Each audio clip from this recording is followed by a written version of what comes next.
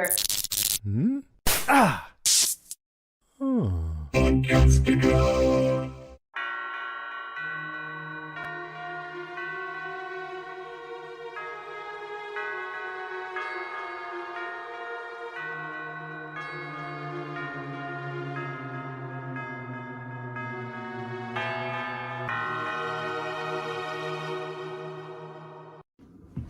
Lizzie, what are you doing? I'm putting magnets on the fridge. What do you think I'm doing?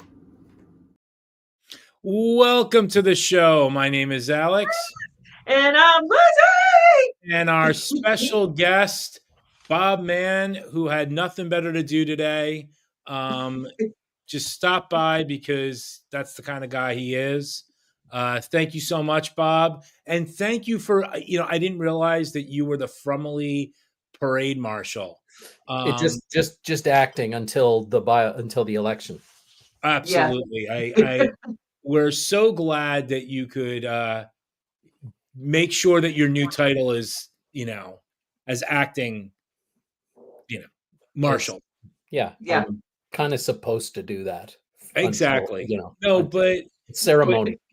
Yeah, I know. It's like a whole ceremony and everything. Yeah. But we have had a season. Whoa. It was really lighthearted, and it was really, just a feel-good season. Pretty awful from first to the last. Really, this was a very special episode season of after school special season.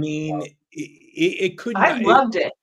But it went from bad to worse. Like it just went bad to worse to God knows what. And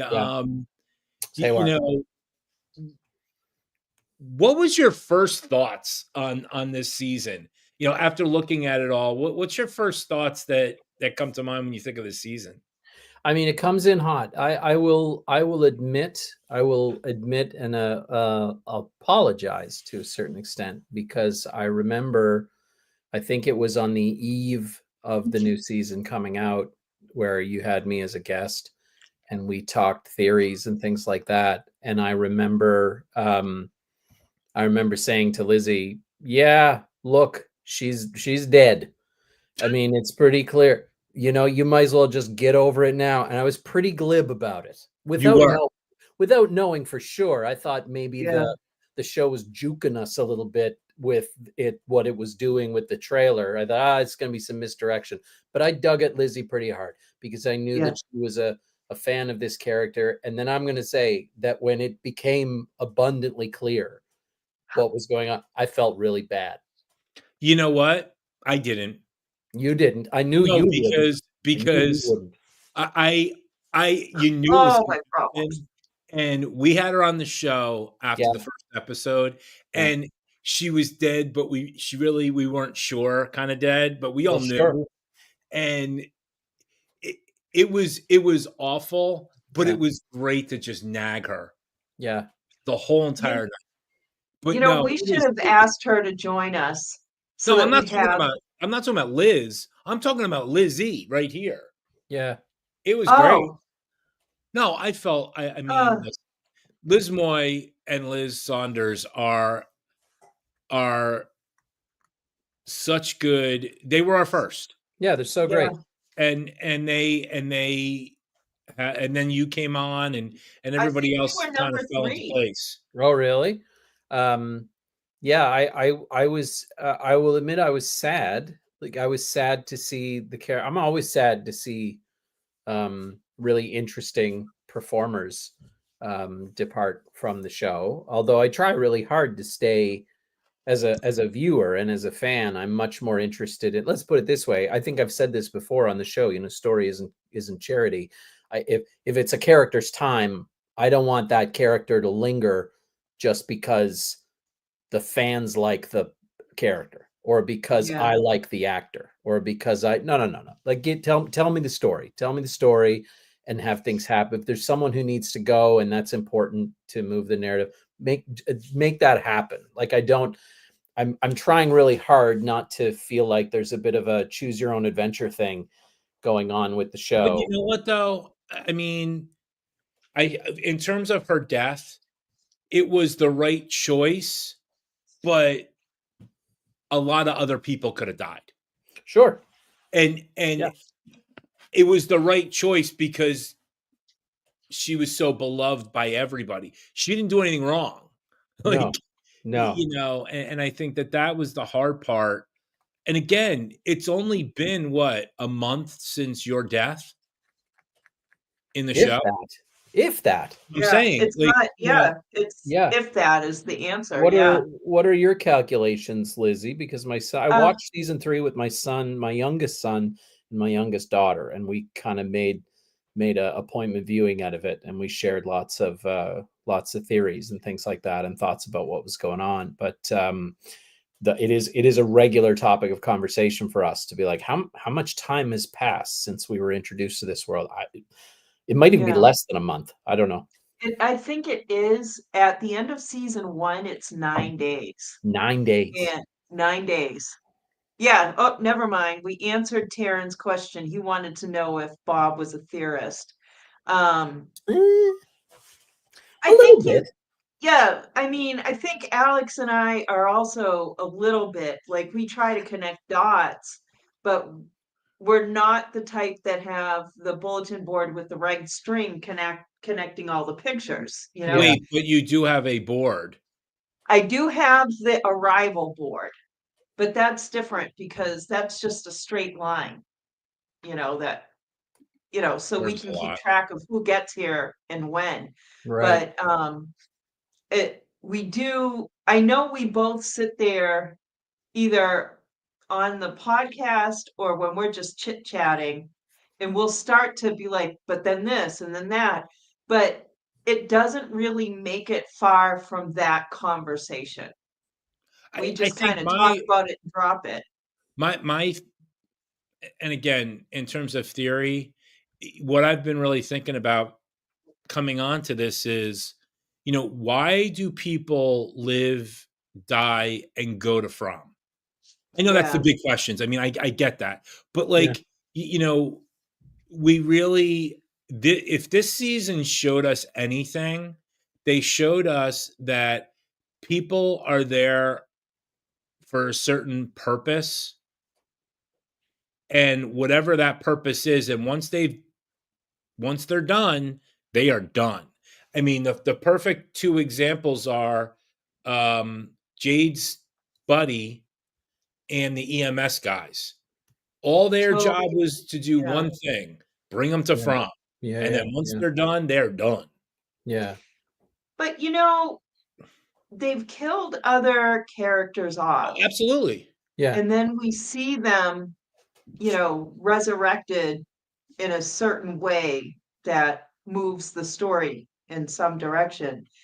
And it makes me wonder if those 3 might pop up again in some way, like to Jade, we see Toby again.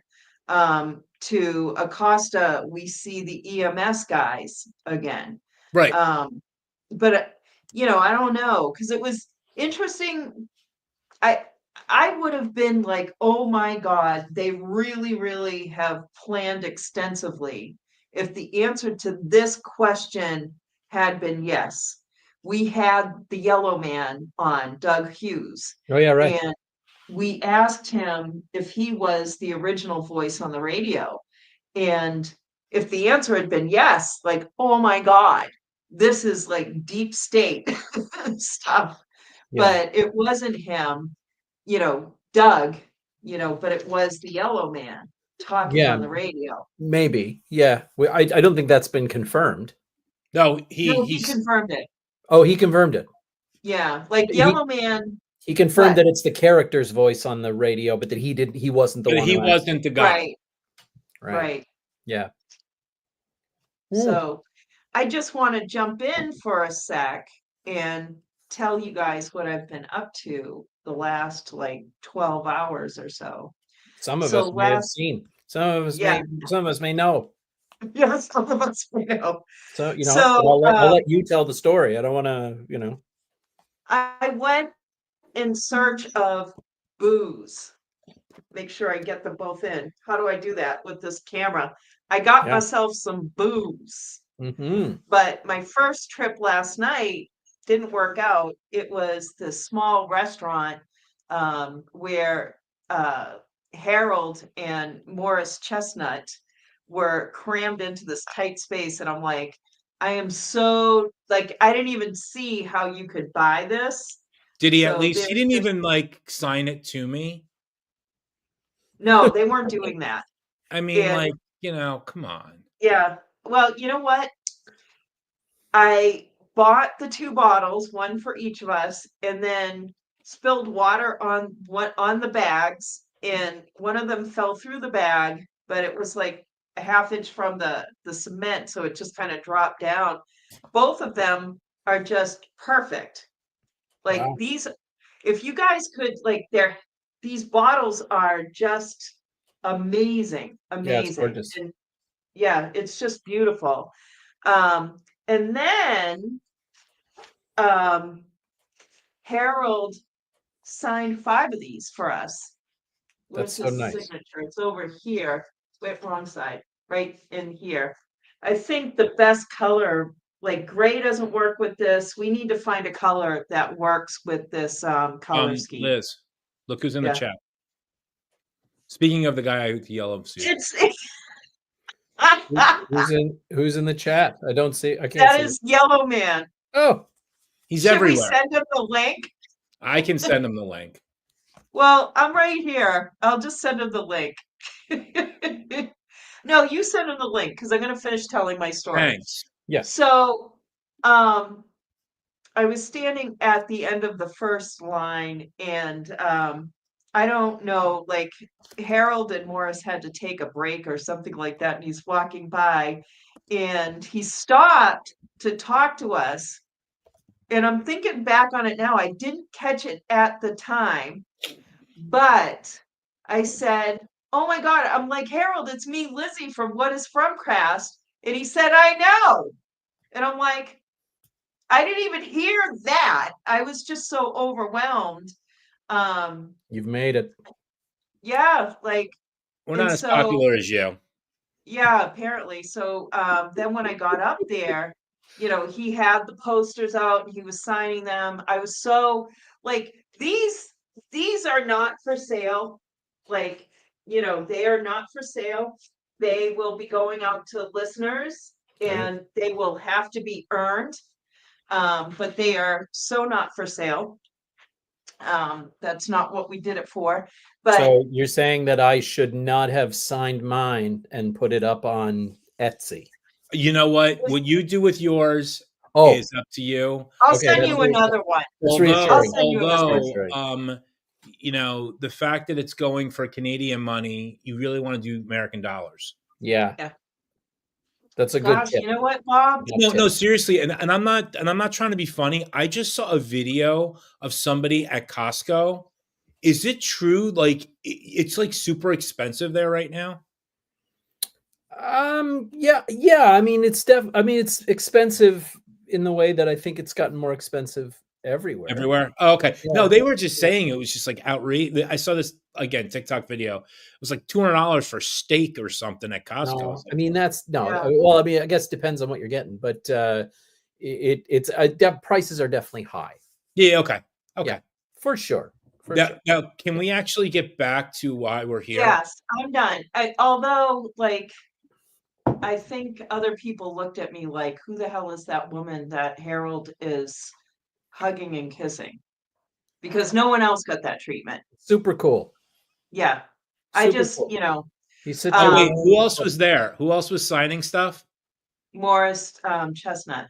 Yeah, because so she calls me up, Bob, and Yeah. she's telling me who's there. And I Yeah. thought Tay Diggs was there or whatever. And I'm like, yeah, he's gorgeous. I'm in the car with my wife, and I'm like, I could totally see my wife divorcing me for her. And you know what? I could see me divorcing my wife for him because he's just beautiful. Sure. But Yeah. watch Oh, out. he smiles. Like, I didn't even look at him. Look at Hey, this guy. Doug, I did not even look at Morris.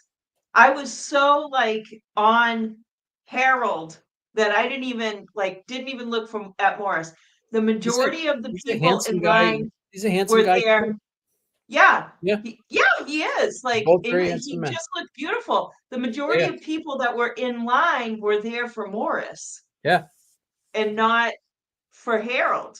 But I didn't care. It was all, I had him to myself. It was wonderful. That's great. So that's all I'm going to say. No, but the one thing that he did say, again, he didn't get to meet you, Doug. I You know. beat me to it. I was going to ask Doug if he got to meet Harold because I know he's No, because let me get this out. God, Not sure if I this just has gone did off the something. rails. This episode. I Well, know. Doug- So I'm sorry. sorry.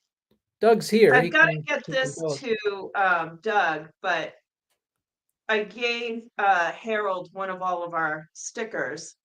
And so he was like, "You guys have this already?" And I was like, "Yeah." And he's like, "I didn't get to meet that guy."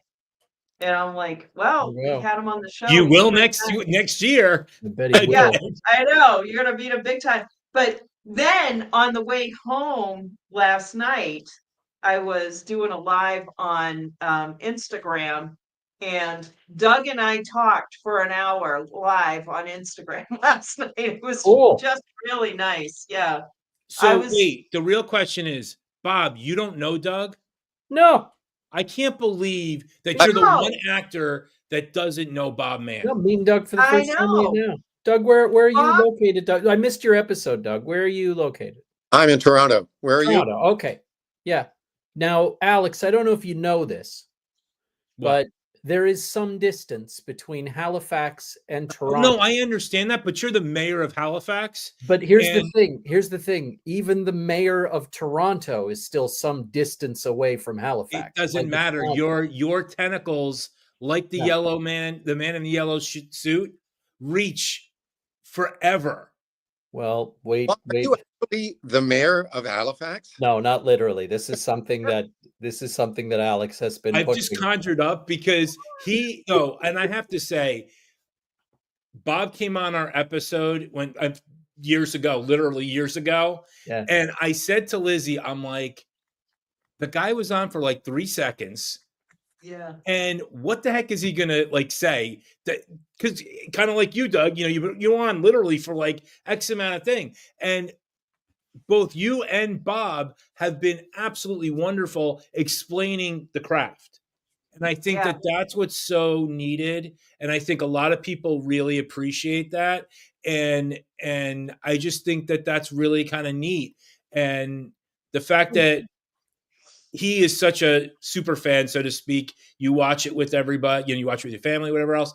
Yeah. You've broken so much down for us. So, and plus he knows like half the cast. Well, actually, Bob, you may know some people I know. Maybe. Yeah, my writing partner's husband, Ron Ulrich, was the artistic director of Neptune for several. Ron Ulrich. Oh boy, legend. Like Legendary. I said, the Ron mayor of. You know his wife, Marcia? Yeah. She's my writing partner. Oh, incredible. Yeah. Yeah, that's great. I mean, these guys make a lot of this, but I don't know how much time you spent here, Doug, while you're filming, or how much time you spent around. But our acting community and our film acting community and our theater acting community, which overlaps a lot, is fairly tight. Yeah. And so if you're watching a show that's been filmed here, in all likelihood, you're going to see a number of performers cross over, and we have a lot of, we get to know a lot of, we just spend a lot of time with each other, and both at work and outside of work. So you just end up knowing a lot of people, and working on shows with people, and working on other projects with people, and local, regional. Speaking of which, Bob, I think one of our favorite spies potentially spies. Oh, right. Is over in England. She just won a huge award for Good Grief. Yeah. Super exciting. Catalina. And I messaged her, and she's like over the moon. For those of you that haven't seen Good Grief, it's not the American show. It's Right. it's a YouTube. they've got like the first episode on YouTube as well as it's on Out TV, I believe. Yeah, it's on TV, and we're filming season 3 sometime this year, like early. Oh, I forgot you're part of it. I'm sorry. Yeah, I'm in it. Yeah, I'm in it. Yeah.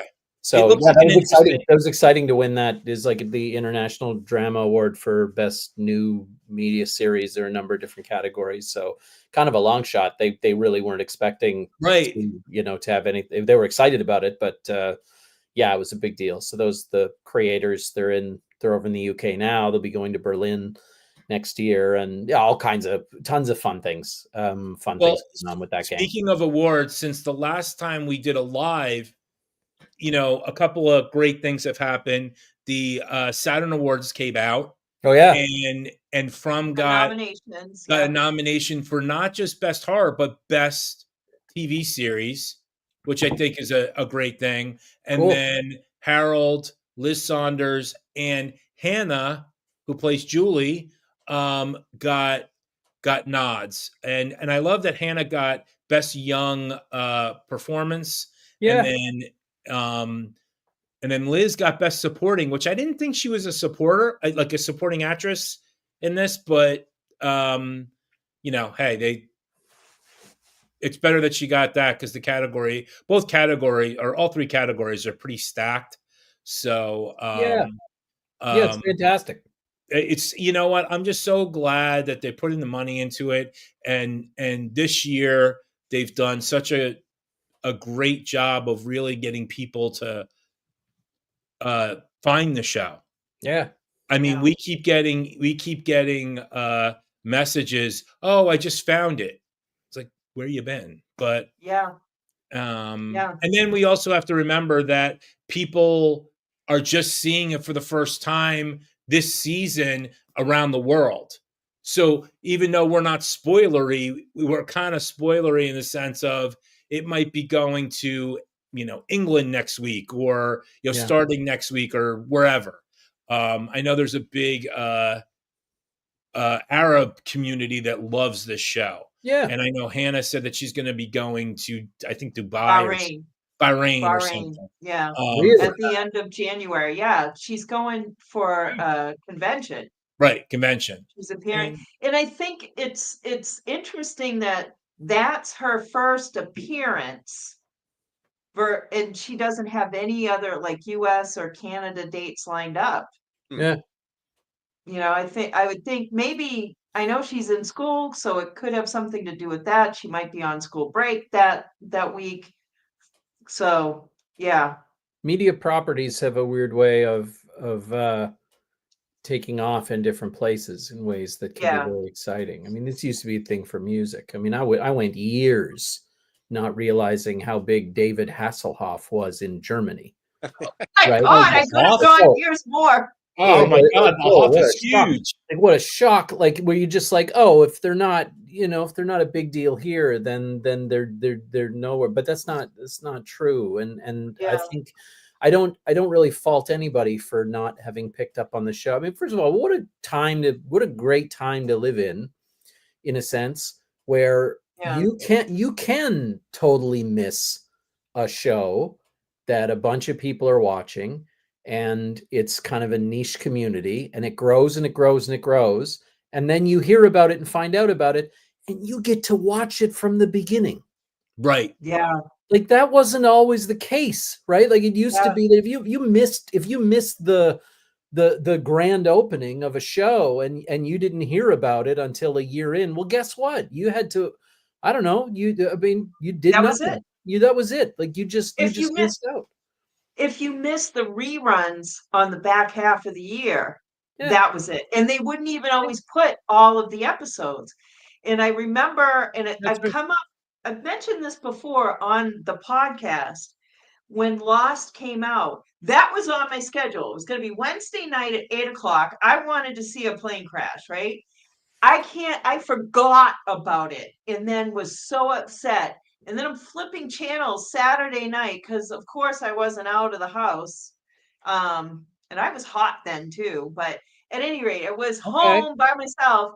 And there it is, ABC, 8:00. And I'm like, yes, because I thought that if I missed that first episode, I could not get into it because I'd missed all the setup for it. Right. And I was so thrilled. And then I was there every Wednesday night because, of course, I had nothing else to do. Because you weren't hot anymore. Well, I was hot then. No, Oh. she not cooled hot down on now. Saturday nights. Oh, I misunderstood. Yeah. I misunderstood. we the don't know. reference We that don't even was listen. Yeah. to the My Oh. hot days are over. But I just want to reset the room. You know, we're speaking with Bob Mann and now Doug Hughes. Special guest, Both Doug Hughes.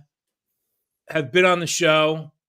I think Bob's been on just a little bit longer. I think you might have the world's record of shortest time on a show with being the most important person on a series. I mean, you know, Yeah, man. I mean, how long was it? Was it 30 or 40 seconds? 40. I think I saw somewhere it was about 43 seconds. I know, right? And it was like the wackiest, most satisfyingly confusing 45 seconds of the whole entire show. But terrifying.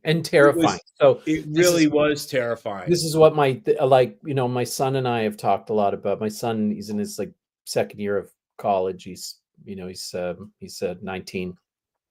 Loves the show. All my guys have watched it from the beginning. But when you show up on screen, Doug, there was a moment just after the show ended. I mean, it's a shocking ending, right? It's just a kick in the nuts. And then my son, he was saying to me afterwards, he's like, "Is that guy a monster?"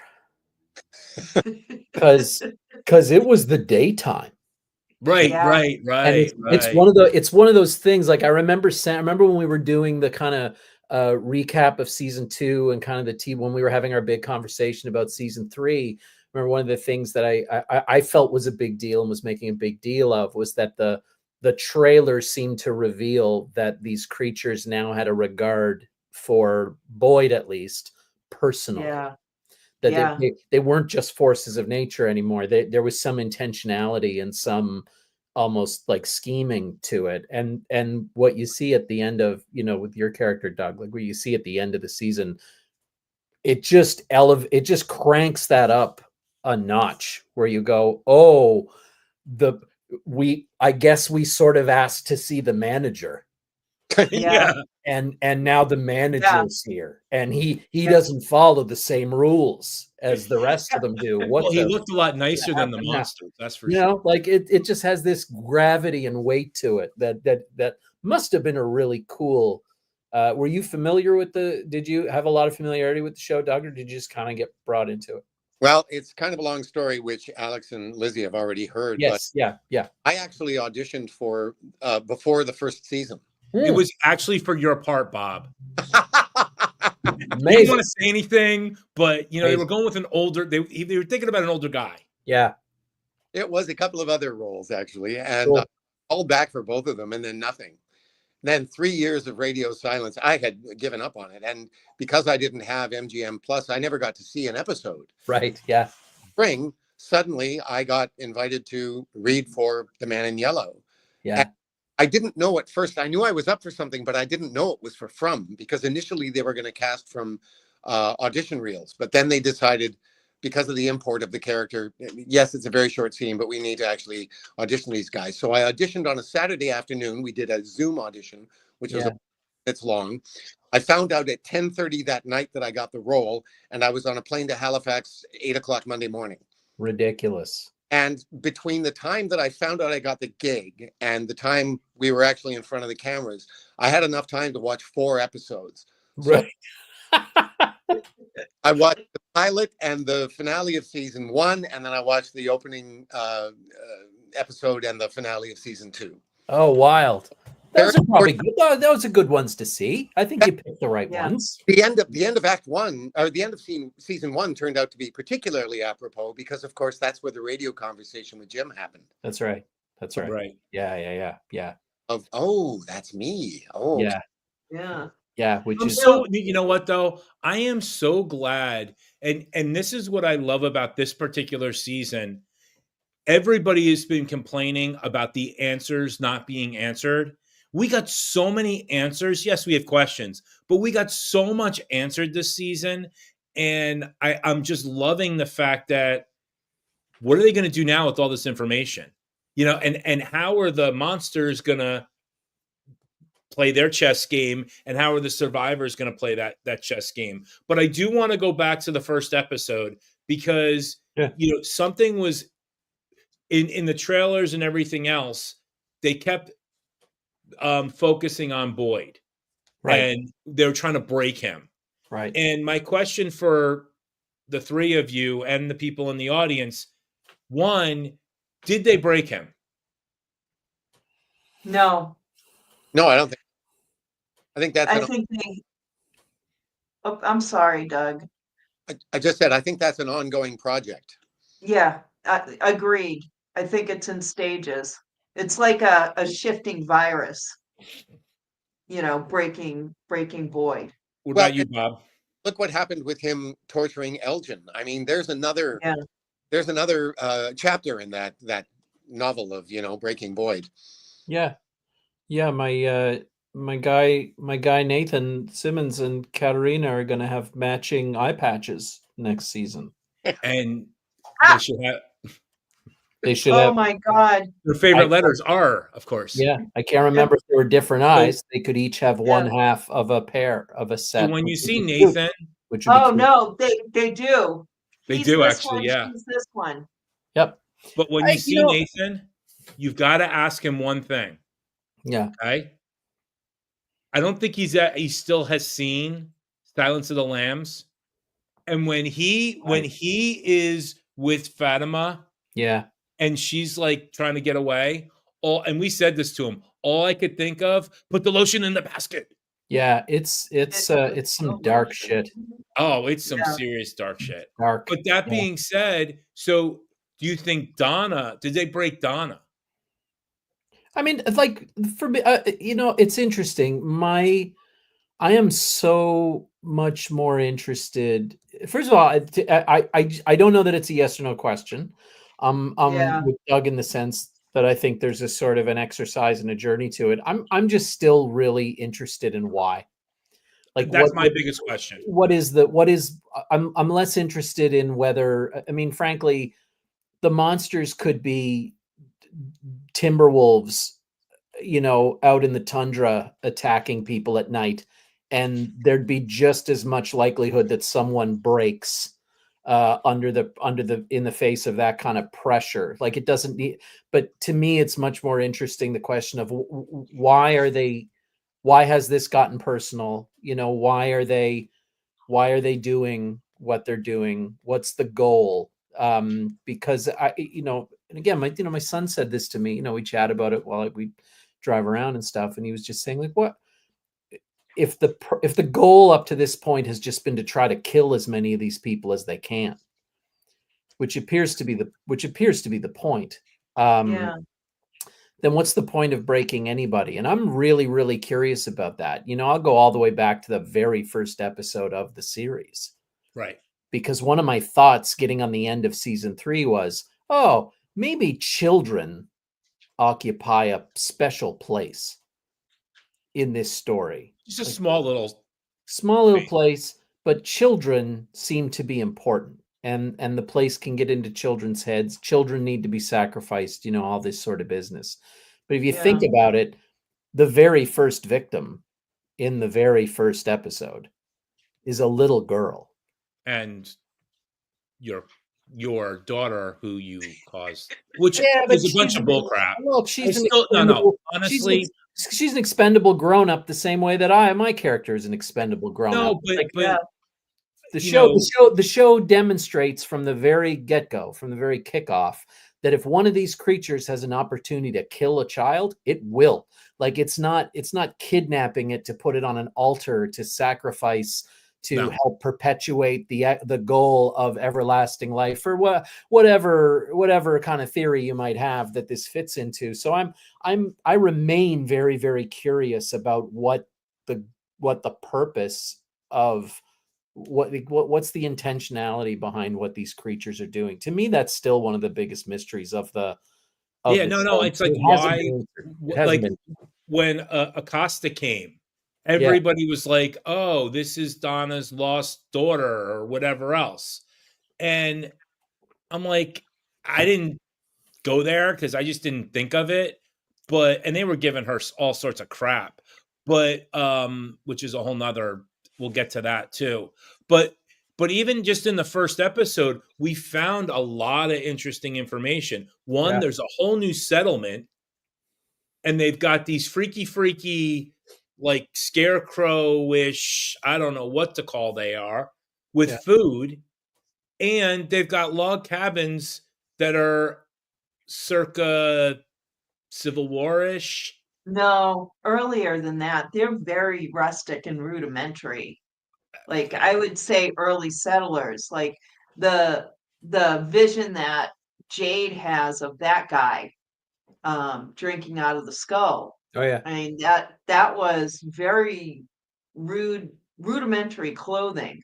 It wasn't, although it was similar to homespun from the South in the Civil War, the rest of his outfit was much earlier than that. But I mean, I'm convinced this is kind of like the Matrix. I mean, it's got to be where they just keep redoing. They keep the Tabitha / Jade just keeps resetting. Oh right. For some reason. Yeah. I mean, at one point, Tabitha had 3 husbands in From. Think about that for a second. She had Victor's dad, she had Jade, and she had her husband. Oh yeah. She had 3 husbands in the same simultaneously until Doug decided to do what he did because he's just a mean guy. There can only be 2. Yeah. I'm a Puritan. What can I say? I understand. You know, that's right. I was values. Getting I back was trying to think. Hold on, Lizzie. Yeah, go ahead, Doug. Hey, getting back to the kid thing, I just watched the episode tonight where Sarah tries to kill Ethan, and I had a funny thought. I don't think this is the case, but it just crossed my mind. What it says on her arm is simply "kill the boy." Right. Hey, what boy? Yeah. God knows what they're saying in her head. Maybe they were very specific about Ethan, or maybe she just thought that's who they met. She ended up killing her brother, who, age, one could consider a boy. Sure. Right. Or it could have even been Victor. That's who they wanted. Yeah. Just a thought. No, but you know what, Doug, and I hope that I hope that they actually answer what Sarah's deal is with her brother, because that was kind of in question. Like, it didn't seem like they seemed like they had a really weird relationship. When you go back and watch season 1, and when she talks to him, and when it just seemed like there was, it didn't settle well, in a lot of ways. Like he had taken her out of a situation, or something, but I do think they're brother and sister, though. Like, I don't think the show has given any impression that. No, I just think that there was just something really. Am I wrong, Lizzie? Didn't we? We talked about that. Like, I don't know. He might have been some kind of boyfriend or something, but it inferred that they were brother and sister, but they could have been foster siblings for all we know. Maybe. And the way Jack and John, are so open about backstories and stories, nonetheless, who knows what it could be? I mean, I don't mean that. It's just kind of like, here's what it is. Yeah. But we know that little snowman was very important to her because it belonged to him. Like, she painstakingly put it back together in this episode. I mean, in this season. No, absolutely. And I think that, But I think it's really interesting how Sarah, the scariest person in From, as Victor would say, ended up doing the dirty work for Boyd to shield him from going there. Right. And I think maybe she knew how far they were trying to break them. And because she said to Elgin, Boyd's a good man, she already knew that she was lost and was saving him from her fate. Because if Boyd actually went as far as it was going to take to he find couldn't go out, back. yeah, that was it, Boyd would be lost. I agree, but it's So, a little more complicated than that because, over season 3, Sarah has slowly but surely been making her way back into the good graces of some of these people. Yeah. I think that the decision to go after Elgin really cost her something because it's like, if I do this, I'm done. I agree with you that she was basically sacrificing herself for Boyd's sake because she knew yeah, what was at risk there, and she thought, well, if he can't do it, if I decide that can't happen, I'm really the logical choice. Well, Whatever that does to me in terms of my relationship with the rest of the people here, well, so be it. Right. but I think, yeah, Doug, I think she's the only one in all of From that understands how the entity manipulates. Oh, absolutely. And I Yeah. think Yeah. that, Yeah. I mean, at the end of the day, she's the only one that knows. But this is the interesting thing. What's the deal? Going back to what you said, Bob, what's the deal with the eye, and what's the deal with the friggin' spike to the head?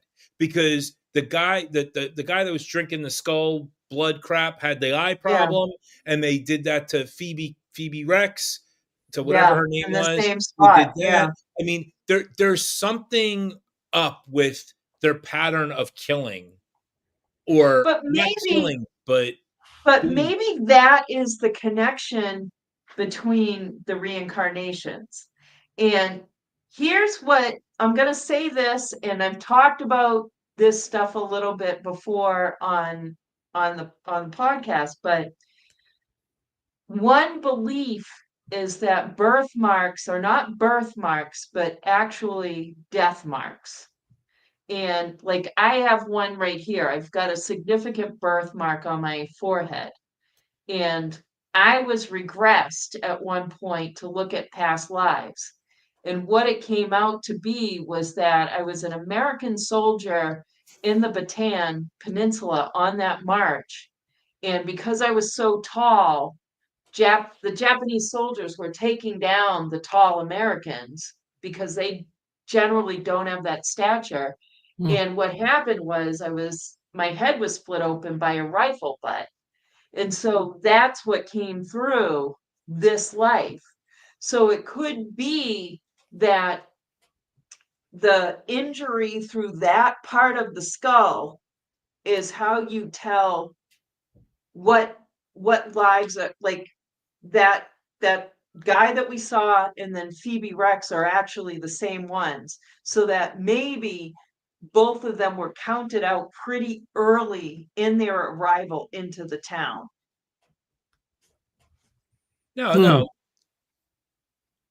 Well, the cyclical nature of the injuries, I think, does sort of play into this idea of reincarnation, of coming back, Yeah. forms over and over again. I'm really curious to find out, so you've got the monsters and they're doing whatever they're doing to make life a living hell. You've got the boy in white. We still don't know if he's good or bad. He's more good than bad right Yeah. now. But they could just be fighting. The monsters or the man in yellow and the boy in white could be fighting, kind of like Greek god type things. It's probably one of the more interesting things about it is that we got a bit of a better sense of it this season, I think, maybe, but we're still not 100% sure about where allegiances lie or sort of cleavages are between some of the different threats and things that we've seen, right? Monsters We now have Man in Yellow. We have Boy in White. We have the children, the Onkui children. We have voices in people's heads.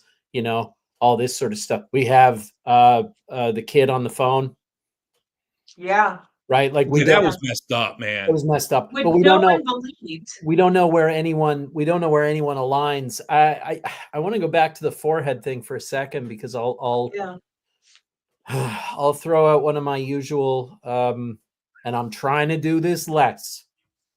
I'm trying to not No, go Bob. here. I'm Please, Bob. Bob, do it. Bob. Do it. Do it. Be the Bob. Be the Bob. Look, We want 100% Bob. look, I don't want to rain on anyone's parade. And Lizzie, I don't want to invalidate your, Sanskar kind of lived life theory, which is, Yeah. I'm really sorry about what happened to you as a soldier in a past life. I'm sure that was really traumatic. But I think from a practical effects perspective, if you're an artisan in the putting scars and shit on people's faces, I think foreheads are really easy to work with. Yeah. Yeah. It's That, a broad. like I don't want to shit on a theory, but at the same time, I think that foreheads present a lot of working space and fewer contours and things like that. Yeah. And it's sort of a natural go-to in terms of where should the spike be? Where should the hole be? Where should would be nice we didn't have to shave any hair, or we didn't Yeah. have to, like that's kind of where my thinking immediately goes around these kind of things. I don't think of them as hints necessarily, but I might be wrong. I'm not saying I know for sure. That's the great thing about all the theory or theorizing on Yeah. this show, is that anyone could be right until we know we're not. It's a neat thing that way. But you're gonna have interesting perspectives, for example, from people like me or like Doug. When I hear someone pose a theory that has to do with the particular inflection that a character made when they said a certain thing. Yeah. My mind immediately goes to the activity of being there and saying lines and performing something in a scene and knowing that, I mean, maybe this is true for some act. I can't say, I don't know what everyone else's experience is, but I know that I don't think there are moments where someone pulls an actor aside and says, make sure you say this particular line this particular way so that, it will mislead the audience, or they might, we got to give them a little bit of a hint that you're not who you say you are. So make sure that you say this word in a weird way, that will get, that doesn't, everyone's trying to just say the lines. Right. No, Yeah. and I'm with you. I'm with you 1,000%. Yeah. And I mean, that's again, it what might be different for different people. I don't know. But like to me, the clues, now I have come around to some of the clues that might exist in the set deck and in, existing in little nooks and crannies on the walls or in things like that. I think some of that stuff now might actually be there. I don't know. I know I keep going back like towards the beginning of the season, but after you saw the trailer, I mean, I know it all fits after you watch the season, but did you have any idea of what the season was going to end up like? No. I mean, because only the first couple episodes. Yeah, exactly. And I love how we broke down the trailer. We broke down the second trailer. And you know what? We were completely wrong except for one thing. Mrs. Lou's death. I mean, we had no idea. Yeah. What are we talking about? We saw the plate and we were like, oh my God, it's Mrs. Lou. No, but I'm just saying in terms of the rest of the season, like, we had no idea. I mean, if you go down the list of characters, the two main characters in this, well, two of the main characters were Randall, because all they did was beat the crap out of this poor guy. I mean, they just tortured him and tortured him, and Julie. I mean, and, so let's talk about Randall a little bit. I mean, this guy, everybody gives him a hard time because he was a complete jerk in the beginning and all that. And maybe he did deserve that, but nobody deserves what he's been getting with these cicadas. Yeah. I mean, to the point that he wanted to friggin' AED himself to kill himself. I'm not sure he wanted to kill himself. I just think he was trying to relieve Okay. you know, I'll take either one. I'll take either I one. agree. I agree with Doug. I think he was just driven. It's like hammering a hole in your head to get the migraine to stop. Like it just it's irrational, but it feels, the pain is so intense that it feels like that's the thing to do. Yeah, that's what I took from it. Yeah, it was his own, really. I mean, what do you do, really? No, I mean, what I find interesting about this place is, and this is something that it'll be interesting how they kind of resolve it in this sense.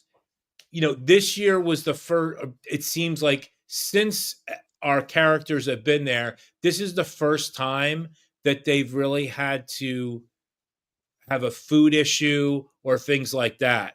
And then all of a sudden food did appear.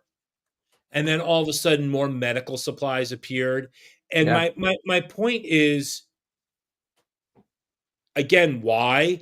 But is it because the entity is forgiving, or is it because the good side is playing a little part? I mean, I know I keep going back to this good and bad. I don't think it is good or bad. I think it's just a lot of gray. I stumbled on a really interesting essay today that was theorizing about what the Man in Yellow was all about. And they said something really interesting because, maybe he's just a really evil guy, whatever. But one of the theories they postulated was that his purpose was to maintain a certain kind of balance here, make sure not too many people got killed off or whatever. Like if anything got too far off the rails, it was his responsibility to maintain the status quo. It sort of reminds me of, there was an episode of the original Star Trek series where a bunch of Klingons and ended up on the Enterprise, and suddenly instead of having phasers, all they had was swords, and they were like constantly at each other's throats. Yeah. Discovered that it was this alien that was feeding off the anger from the two different groups warring together, and apparently it was the aliens' objective to just keep this cycle going indefinitely, just keep recycling these people and keep them at each other's throats and maintain this level of terror, because that's what it fed off. And they were essentially theorizing that might be the Man in Yellow's function here, to basically keep the status quo that exists in Fromville. Well, I will say, though, to that point, hope has been like or love. And we kind of thought of this question early on, but it's like, is love the Achilles heel? Well, I think it's more hope or just optimism. Every time they had something optimistic happen, something worse happened right after it. Right. Yeah. I mean, that's why I think Tilly ended up losing her life. Yeah. Well, I think I'm going off on another tangent, but speaking of Yellow Man controlling, the balance, when he shows up at the end, he's almost like the put upon father that is tired of the nonsense that's going on in the kids' room upstairs above him. And what I'm thinking is that he might be kind of like the Louis De Palma in Taxi kind of middle boss. manager, like Bob said. Yeah. And he's got these monsters or these people that are like robots, or these things that are like robots. They just have one job, and it's to taunt, tease, and eat. And if you remember, if you go back to the first season, they're immaculate. There's not a speck on them. Their costumes are immaculate. And we jump up to when Jasmine shows up and she's in the mirror. She can't get the blood off her collar. Let's jump ahead even further into season 3. And we look at the nurse who's standing outside the sheriff's station, and she's dirty. Like, her costume is dirty.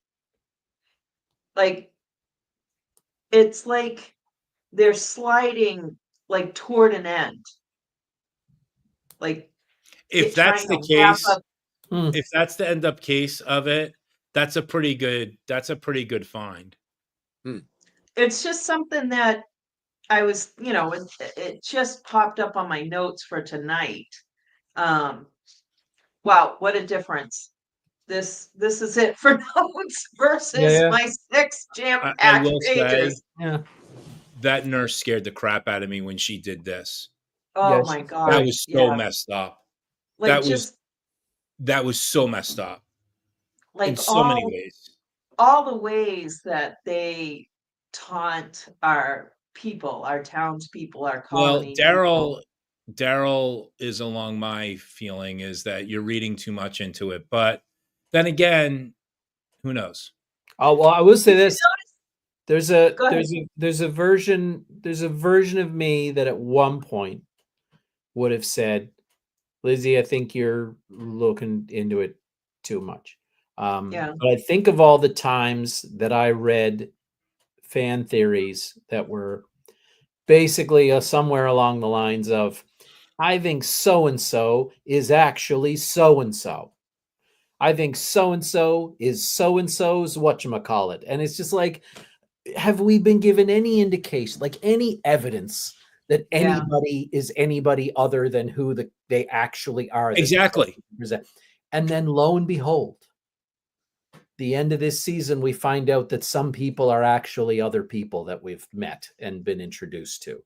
And I had a somewhat like chastened moment, like at the end of season 3 going, oh, some of those things that sounded a little bit wild and wacky. Now, I don't know if anybody got it exactly right. I don't know if anybody was like, oh, I think Jade is actually Christopher, who is actually nobody thought that until that one, other than Christopher appearing to Jade, I never, and then Jade being obsessed with the symbol the same way Christopher was, I didn't think that they were the same person, but there was something about Miranda and Tabitha, and Miranda was older than Tabitha, so like the age thing would have worked because Victor was 50 years is 50 years old. Tabitha is about 40. Like that 10-year difference, was enough for Tabitha to be, repurposed into Tabitha, or Miranda repurposed into Tabitha. Right. But I never was connecting Jade with being Christopher, or that they were previously married, in the beginning. But it just was like, are these monsters like, is the Yellow Man collecting a whole wardrobe of an era in order to refit the monsters with clean clothing, once the new cycle of people show up? Will we see a new cycle of people? Will something happen and all of these people are killed in some way or go home or something? And then all of a sudden we're dealing with From 2.0. Well, here's the theory, because there may be to this connection of what you're seeing happening to the clothing on the monsters and the people in the town, and that is perhaps it's a subtle indication this their clothes is getting dirtier, that the people in town are making some progress in terms of figuring out what's going on. Right. Well, absolutely. I mean, I really keep thinking about the Matrix, where it just gets reset and reset, and they keep doing this. They've been doing this for X amount of times, and it gets to this point like, I can't wait for you or the man in the yellow suit to say, yeah, we've been doing this since we made the deal. That conversation that was in the Matrix, I think we're gonna have that same conversation. And the difference is maybe this group of survivors do something different that maybe gets them out. But Right. it'll be interesting. Like the question that I have is, again, how many extras are there? There's a ton of other people in From. Like we see them all the time in behind the scenes and whatever else. Why are they there? I mean, and again, I know I keep repeating myself. It's not that it's bothering me. It's just so. That's the one question, Bob. Why are they there? Well, I mean, we've said this before. I know. And I, with mine, have, draw these connections sometimes. If you look at Lost, and I know not everyone has watched Lost, but one of the things that gets revealed near the end of Lost is that there are certain characters that have a certain standing. And it's an official standing. It's actually an enumerated, listed by name standing in the eyes of certain powers that be. And there's certain characters, and as it turns out, they're mainly the main characters, who are there, who are drawn there for a specific purpose, and there are connections, and they are the chosen ones, so to speak, that are positioned. But then again, there are a whole bunch of other people too. There are a bunch of other people there, and just like with From, there are these background performers who pop up randomly who you've never seen before, right? And Lost is a very different show, but I if I had to venture a guess, I would say that if I had to venture a guess, I'd say that the nature of the place is such that people are brought there as collateral accompaniments to others, not dissimilar to what you said. I think it was you that said it, Alex, where it's like, okay, Jade and the living soul of whatever person has been there before in the form of Christopher, and whatever was in the form of Christopher before that, is going to get drawn back to that place, as is whoever's with him when he comes into it. Right? Tabitha's going to end up there. She's going to end up back there. No matter what. And that's what Jade said. No matter what you do, you're going to end up. But I will say, Daryl brings, and I've seen this theory, and I saw a TikTok clip on this. Abby said to Boyd, when she was trying to have the conversation with him, and he was like looking for the goats, and he was being Mr. Loaves and Fishes. In episode 8, she's like, I remember something similar to this when I was a little girl. Good catch. Yeah. And I went back and saw, I went back and she says it. She says it. So, and then she's. Was she? That's the thing. Who was she? Well, we may not know, but we may never know, but it may be sufficient to communicate to the audience that there are certain people are going to be brought back. Like it could be that we come to find out that Boyd and Ellis are nothing more than collateral accompaniment to Abby. And that Abby had been there before. Like, I think it's been made abundantly clear that Elgin was there before. Elgin, yeah. Like Elgin, the very beginning of season 2, Elgin knows that he recognizes it somehow. Like he knows the place, right? So, and I think that it's, because I'm like running around in my brain with all of this. And I was like, no, the only 2 people that can be reincarnated are the parents of the one daughter that didn't buy into the sacrifice. But that's not really, but to some extent, I think that's true.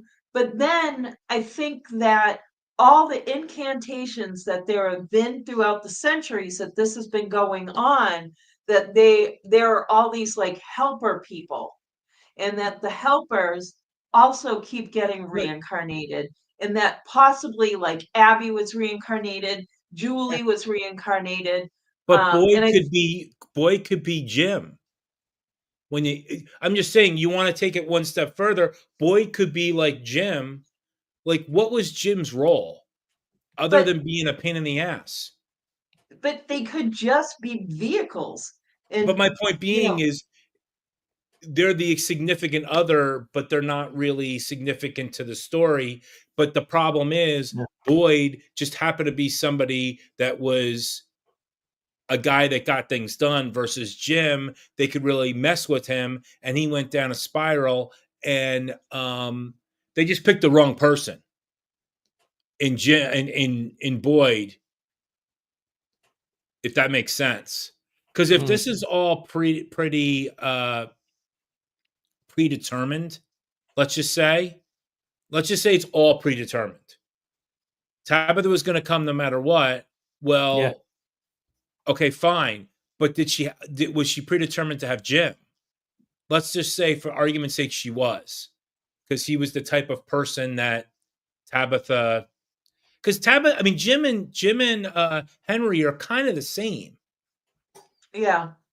You know, both alcoholics, both this, both that. But then you got Boyd. Jim wasn't an alcoholic. That's He the just thing. stopped He drinking wasn't. or whatever it was. No, his father was the alcoholic. Right. Okay.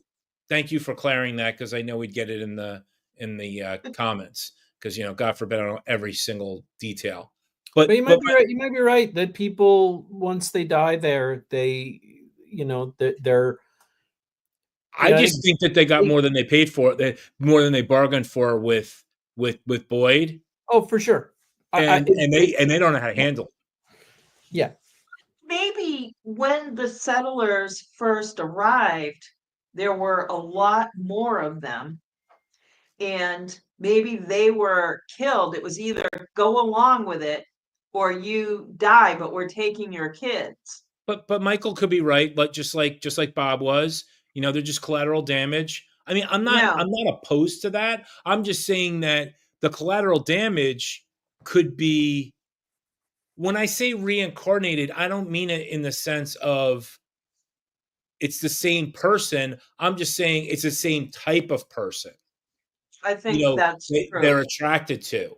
Right. Yeah. Again, but the problem is Boyd's not that kind of person. He's Mr. Loaves and Fishes. Yeah. The thought. I mean, if coming back to this idea that the monsters or the entity or whatever feed off people's hope and people's optimism, then maybe that's the purpose that characters like Jim are there to perform. Because like Jade, he's all about getting out of here, finding solutions, getting information, and hence generating some hope and some optimism. His problem in this particular instance is he got a little too far, and so he had to be taken out. But that's actually a function that's a necessary part of this place. No, yeah. I mean, and that's just also good writing, where you have those kind of extra characters that you can kind of manipulate and play with. Right. I mean, right. And it could be, it could be that people need to be brought in. People need to be brought back. Someone needs to be the kind of vessel for the energy. Jade describes it, I think, really, really well. It is just a theory on Jade's part, but Jade does say maybe, not unlike, and the law of conservation, energy, neither created. It's got to go somewhere. That energy's got to go somewhere, and it just finds a new person. Something pulls them back. Something draws them back. And I'm inclined to think that whatever it is that draws them back is an energy that's trying to free the place from what it's cursed by.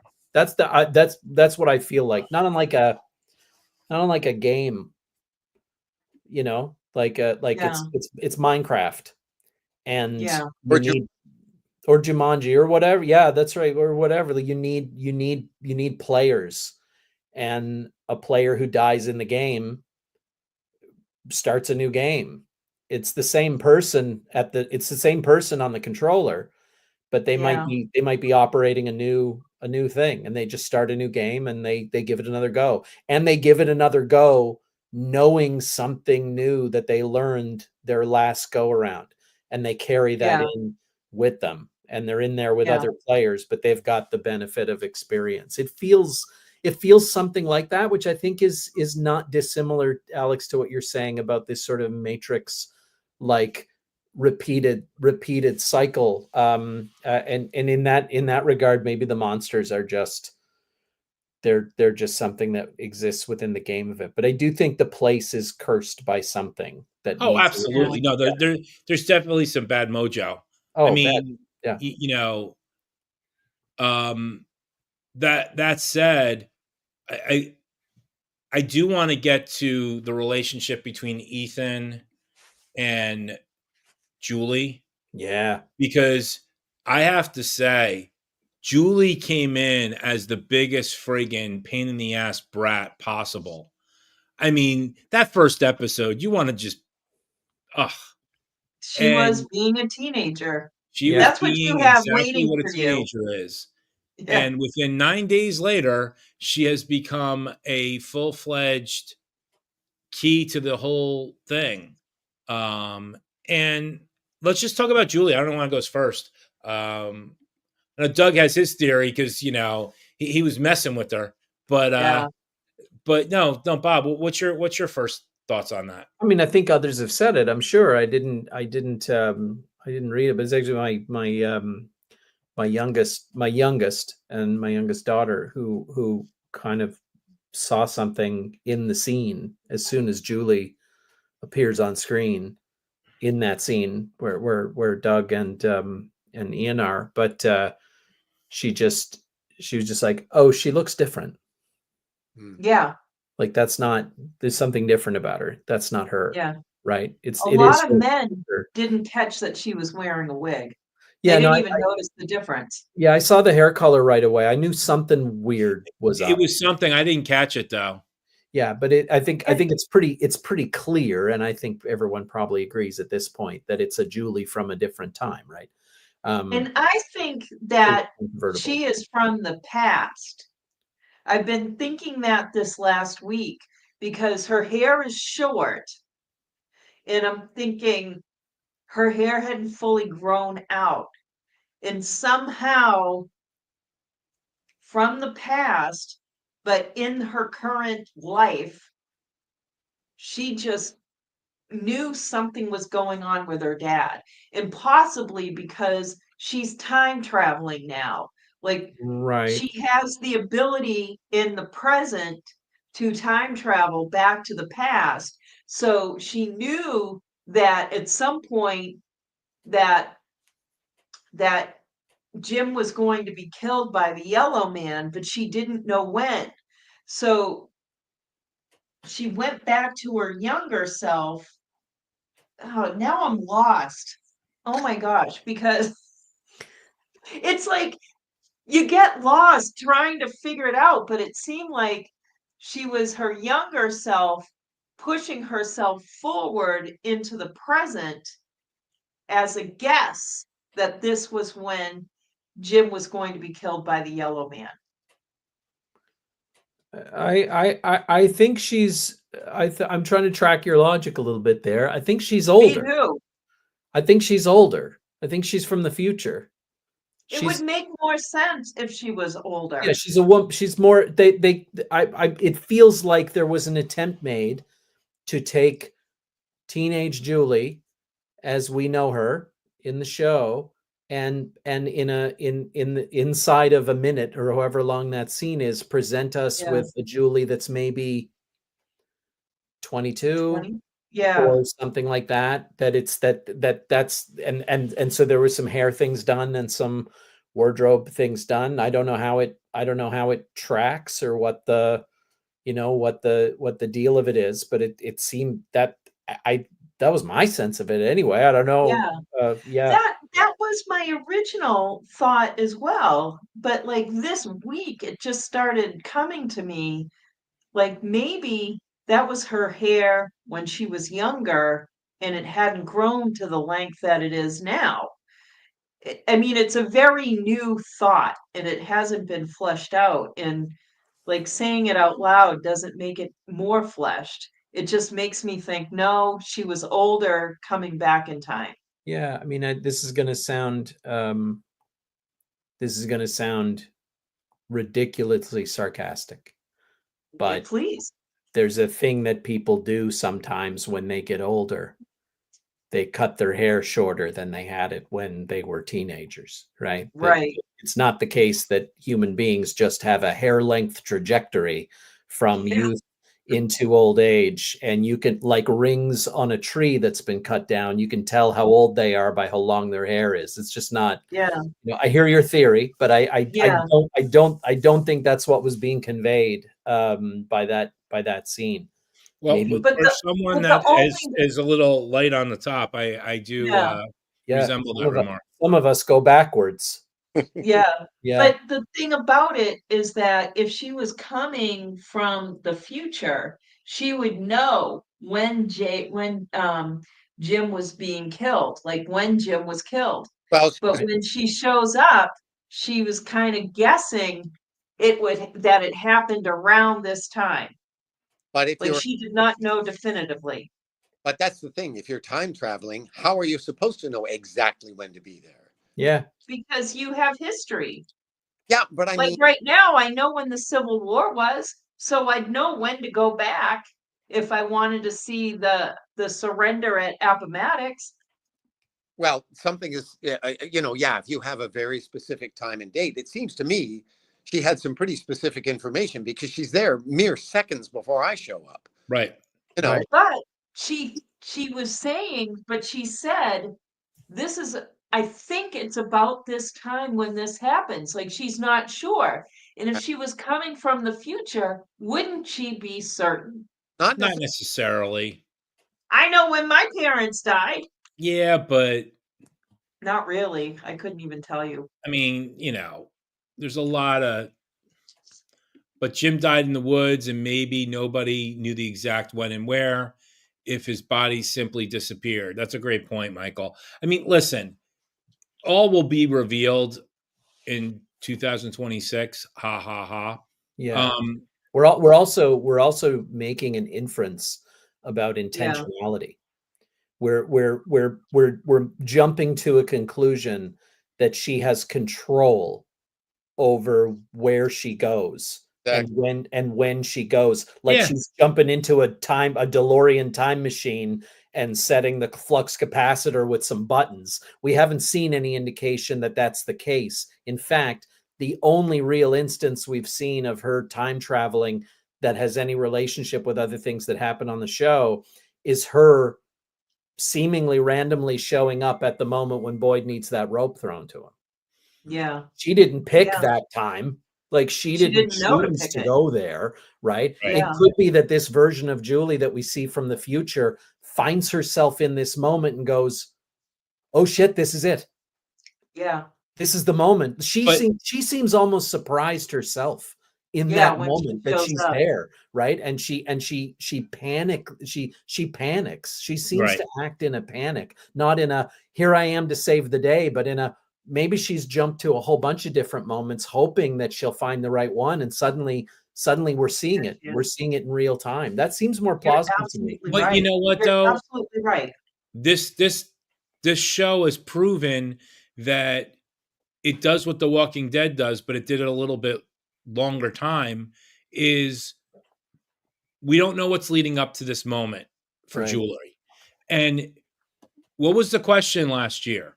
Who threw the rope? Yeah. Right? We forgot about I love that we got an answer. No, but we forgot who threw the rope all this season. And then episode 8 or whatever the heck it was, forgive me for not knowing the exact episode, we find out that she throws the rope. Right. That was 9. Okay, 9. Fine. Thank you, internet troll. But my point being is because we don't know what's leading up to all this, it's gonna be definitely I think it's gonna be a shocker, to find out what's gonna happen leading up to this. Because I just think it's going to be a fascinating thing. So I don't Well, know. I think your viewer who just posted that remark makes a very incisive point, and that is that um, Julie wasn't there. I think if she's come from the future, she wasn't there when Boyd was killed, or when Jim was killed. She knew where he was discovered, of course, because eventually his body would have been discovered. But at that time, they wouldn't have known exactly when it had happened. Right. Yeah. You know, God knows how long he lay there bleeding into the ground before somebody came along and found him. So Right. know where she needs to go, but she's not going to know exactly when. Right. Yeah. Right. And she didn't show up early enough to stop it either. I mean, who's to say that she time travels back and then she saves him again? You know, Yeah. I mean, that's the good thing and the bad thing about this show. They can bring people back either like they did Father Kotri. I mean, hopefully Mrs. Liu will show up again to either Ethan or Kenny. You know, But there's just Kotri isn't showing up as an actual character. He's just a figment of Boyd's but I mean, imagination. he's showing up like he's Yeah. represented.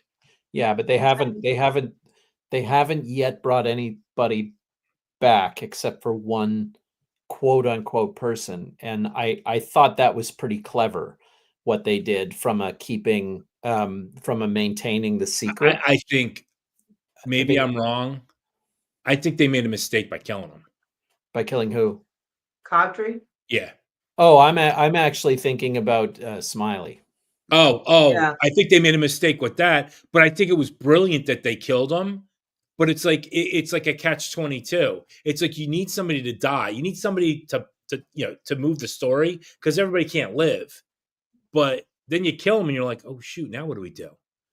I don't think that was the case. I think No, I think this was all the plan was the along for rebirth. Smiley to come back, because those monsters represent the original settlers that made the deal for eternal life, and it was a fixed number.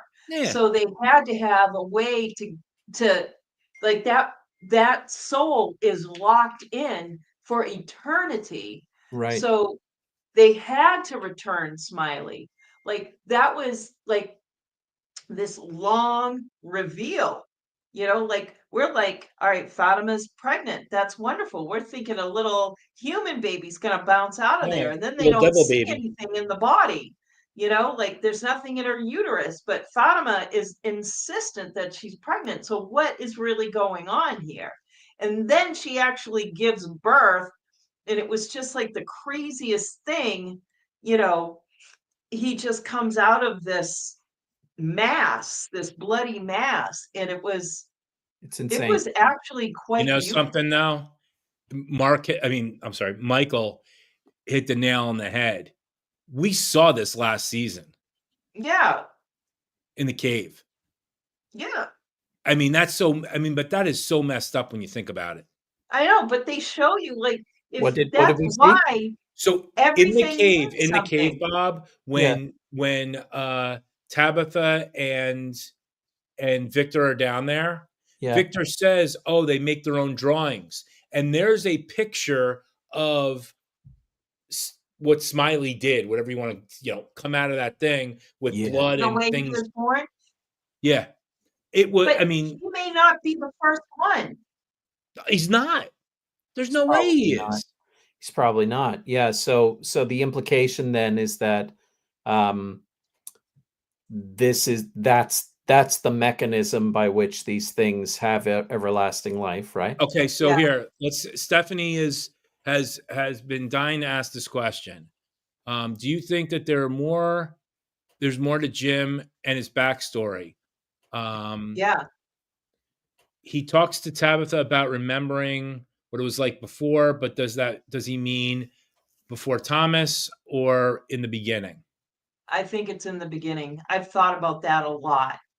Like we being limited, having limited knowledge would automatically go back to, and I did when we saw that initial scene when they're driving along. Do you ever think about what it was like before? We go back to, naturally to before Thomas died and how the family was. But when they replay that again, I think they're only replaying it so that they can mess with your mind and say, were they talking about before Thomas or before? Like before, when all of this started. And that's one of the beauties of the writing of this series, I think, the fact that there are so many instances like that where one thing can have a variety of levels of meaning, and Yeah. sure which one is the correct answer. This is the answer to all questions, Doug. Sorry? This is the answer to all questions, but who knows? Who knows? I mean, Yeah. I that's the one thing that I love and hate about like these teaser videos that a lot of people do, these theoristic, you know, they have all these theories. The best is that people figured out what's going to happen in season 4 already. And they probably haven't even, you guys aren't back. You're not going to be back for a while. It's like, wait, guys, there's no way. I challenge anyone to sift through the mountains of posts that people have made and find anyone who accurately said Julie threw Boyd the rope. Oh, like, nobody. No, you know, like, I mean, the answer to these things it's going to be, it's going to exist in the margins. And I hope it is. I've said this before. I don't want to figure it out. Yeah, and I understand people's desire to do that. You know, the series kind of invites it, but personally, I'm not really interested in figuring it out. I love. I've said this before, I think, Alex, when we first chatted, that so many people seemed frustrated with the lack of answers this season. That didn't trouble me at all. I was far more interested in what was happening to the people, you know? And plus, with this series, you kind of have to trust that eventually the necessary facts will be revealed, you know, all in good time. And that it's going to be a trip. Like, I don't watch a show to be a special boy. Like I you know, like I'm not interested. I'm not reading a book to be the smartest man in the room that figures out what the ending is before anybody else. I want you to take me on a ride. I want you to surprise me. I want to be genuinely surprised when I find out that Bruce Willis is dead at the end of the movie. Like I want that. Well, you know what was really frustrating, Bob? We were doing our lives and people were talking about the Man in Yellow, like after like I want to say 3rd or 4th episode. And it's like, 1, we don't know what you're talking about. And 2, why are you being a jerk about it? Like, Doug, you were in the scene for like less than a minute. It was a great reveal. It was awesome, but I'm not about, you don't have to spoil it that way. I mean, people were complaining to us because I posted a video on Jim's death on Wednesday after the episode aired, and that was spoilery. I'm sorry. That was not spoilery. It's been more than 24 hours. Now, I do want to, there's 2 comments that I do want to pump up. Imagine if Julie rang the phone, which made to Jim reach out, and which led to Thomas falling off the changing. I mean, come on.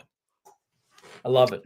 Now, this is a legitimate, and you are absolutely right with this, and there is a plot hole here because that's totally okay. No, it's not okay in this sense. It's not okay because of one reason. And he's saying that the black lady, the black monster, where is she? Okay. Now, unless they say, because they've got 2 problems. They've got her and they got Jasmine's. They gotta figure out.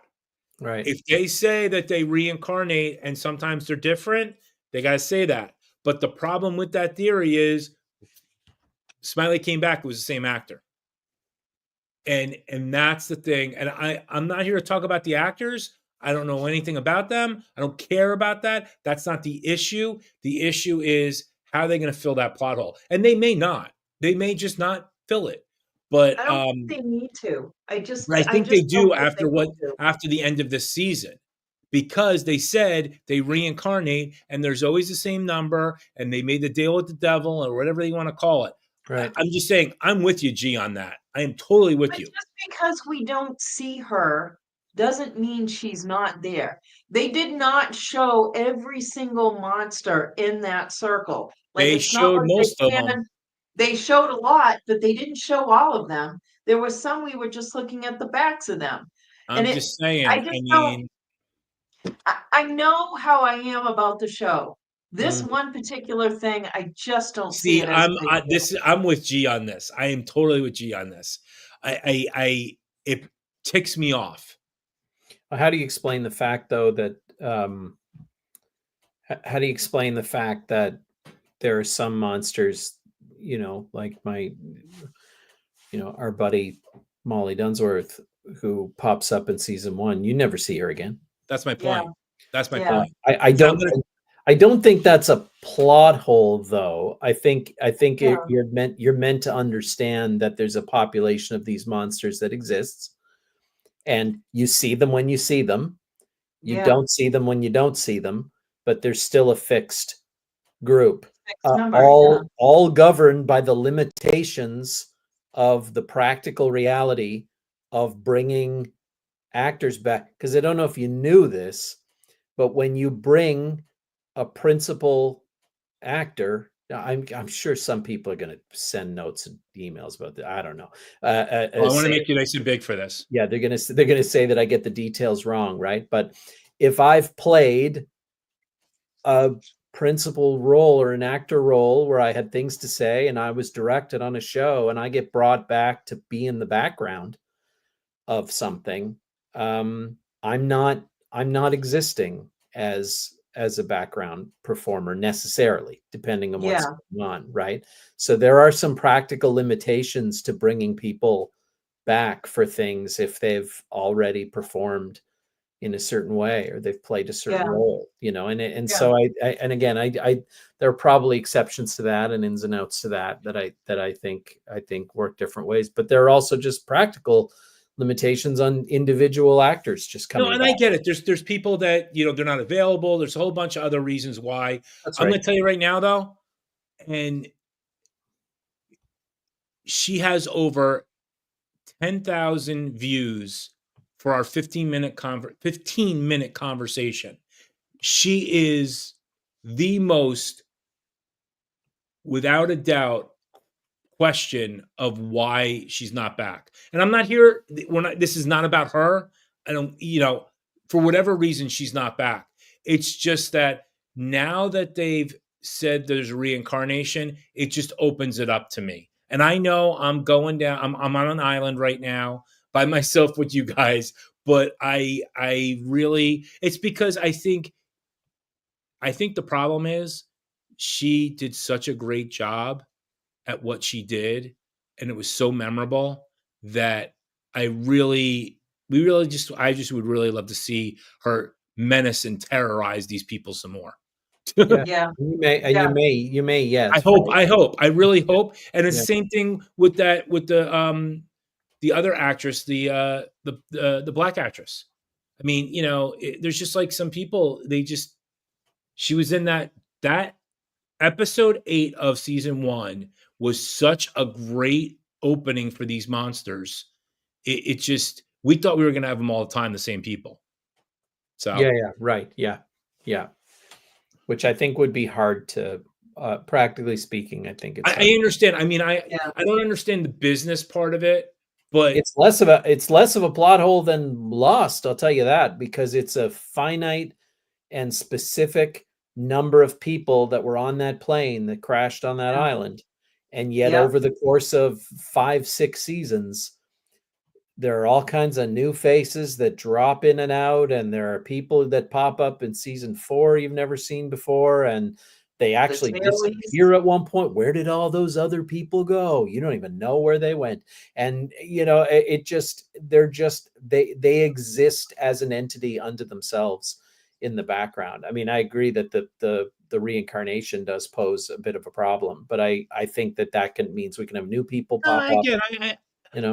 I mean, you guys might rail me for it, meaning the people in the chat. Now, let's get to one of the things that was huge this year, and it had to do with actually my daughter and her reading, which Okay. was the bottle trees.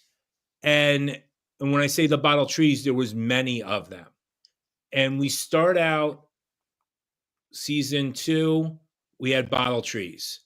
Tabitha ends up going back. The big question for season 2 was, where is Tabitha? She finally meets Henry, who's Victor's dad, which was a complete shock. Right. And, everything else. Then we come to find out that there's 2 more bottle trees wherever Henry's dad was. Let's just say out of from. Right. I'm going to fast forward because I got a chance to talk to David, and aka Jade, and his answer was the greatest answer, because I was asking him about the bottle trees. Was it time travel? Was it this? And his exact answer was, you didn't see the end, did you?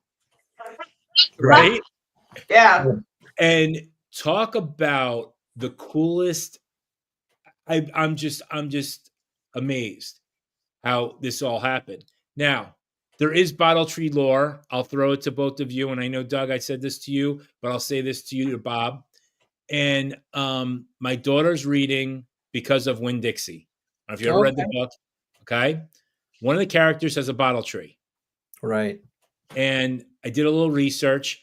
Bottle trees hold monsters. That's their purpose. Right. And taking that to the next level, they've had them since the beginning of America. So the monsters are trapped in there, and when the wind blows, that's them trying to get out. But they put the pieces of paper in, so it was almost like a reverse lock, almost, I bet. Meaning the monsters couldn't get in, but the secret was in the bottles. Right. And I just find the whole bottle tree thing fascinating. It's great. What's that? It's great. It's great. It's a cool bit of iconography. Like it's just, you have it's very from a viewing perspective, it's very user friendly. It's got messaging, it's got sound, it's visually very striking. Like it's got all the right stuff. Yeah, and I agree. I think that there's an energy not unlike the roots of a tree. Right. Or it's about life. And yes, Daryl. Dispersal of energy. Yeah, there's definitely some symbolism and within the world of the show, maybe some practical application that we haven't. I just do want to address this from Daryl. Daryl, we know there was other bottle trees. I was making the point that we found 2 more that were out of Fromville, so to speak. Meaning Miranda made one, she made 2. And just the fact that there's a lot of bottle trees out there. I think there's 4, isn't there? 4 or 5, Lizzie? Total of 4. Yeah. 2 in Fromville, 2 out of Fromville. Out. Yeah. Right. And it could be that these real world things that we understand. So here's one of the things that I thought about. Because again, my youngest just finished kind of with another family member, just kind of working her way through Lost. And one of the things that really jumped out at me, some of the episodes that I watched this time, was that there is, as you get near the end of the series, kind of a drawing out of an explanation of what's been going on the whole time. A lot more questions get answered than people give the show credit for. Right. But here's the hook. The hook is that there are a whole bunch of things that happen that you can sort of loosely map on to, religious symbolism and religious history, whether it's, Christianity or whatever. There's a loose relationship between, Eden, Adam and Eve, resurrection, these things that we know about, that a lot of us are familiar with from the Bible or from religious history. but it's not a perfect fit. It's not a perfect fit. And one of the things I think is being suggested is that, the mythology that we're familiar with had as its origins this thing that happened and this place that only certain people have been to, and over hundreds or thousands of years, this real place and these real things evolved into these stories, right? I mean, I see lots of fans pitching lots of theories. For example, the sort of the kimono zombie kind of lady, and saying, I know what this is this thing, and they'll point to the references. There may be some truth in that, but it may also be the case that those references that are real world things that we know, the show is suggesting that the origin of those things is Fromville, that it's that place. Maybe the bottle tree maybe the origin of the bottle tree is Fromville, that you have these generations of people reincarnated who have these real memories, and then it evolves into this actually real world thing that we know about, that we can research and talk about. But it's not the cart before the horse, it's the horse before the cart, right? That's actually what's going on, if that makes any sense. I find it fascinating that the song was in the bottles, but there's still other dates out there. Like Tabitha saw other dates on the stairs. There was other dates a lot of other places. Right. Yeah. And are those the people that wrote the dates down because they wanted to say, hey, I was here? I don't know. But or just the different reincarnations, like every time that Jade and Tabitha have come back, that's the memory of the song is written on some of those slips of paper, but also there's years saying, all right, in 1864 they went through this, 1703, like all the different years. I think 1978 was one of them. That list. Am I out of my mind here, or did not the end of the season dispel the idea that those are years? No. There's two things going on. In the bottle tree, the numbers are the song. Yeah. That's a fact. Yeah. Because they had the reverse numbers, which really weren't reversed. They were notes. Yeah. Right. But right. There was other actual numbers on the staircase. Now I don't know. Maybe we have to go. I have to go look back. Maybe there was ones that were reversed. That the letters were reversed and the numbers were reversed. If that's the case, then that's still the song. I'm not sure. I thought when Boyd and Sarah found the first bottle tree, I thought that they pulled down one of the bottles and it had 1864 written in the bottle. And I could be misremembering that, but I thought that was the case. But again, Michael may have it. The bottle trees, musical notations, lighthouse years, map, Victor's. Okay. I mean, I don't know. Yeah, the lighthouse had dates. It was in dates. Yeah. Maybe. Yeah. I don't know. I mean, again, I'm gonna have to go look, but yeah, possibly. Maybe it's one of them that realizes they've been reincarnated, and before they go up the stairs of the lighthouse to go wherever, they carve what year it is after everything has fallen apart. Why would they do that? Why would they do that? Again. So why would they do that? What, throw themselves out of the lighthouse? No, why would they write the year on the?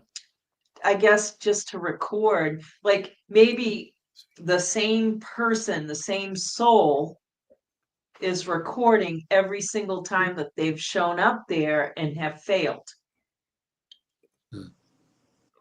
Like keeping a record of every time. That implies that maybe it's Tabitha. That implies that they have why didn't she? Well, she didn't do it this time. So there's number one.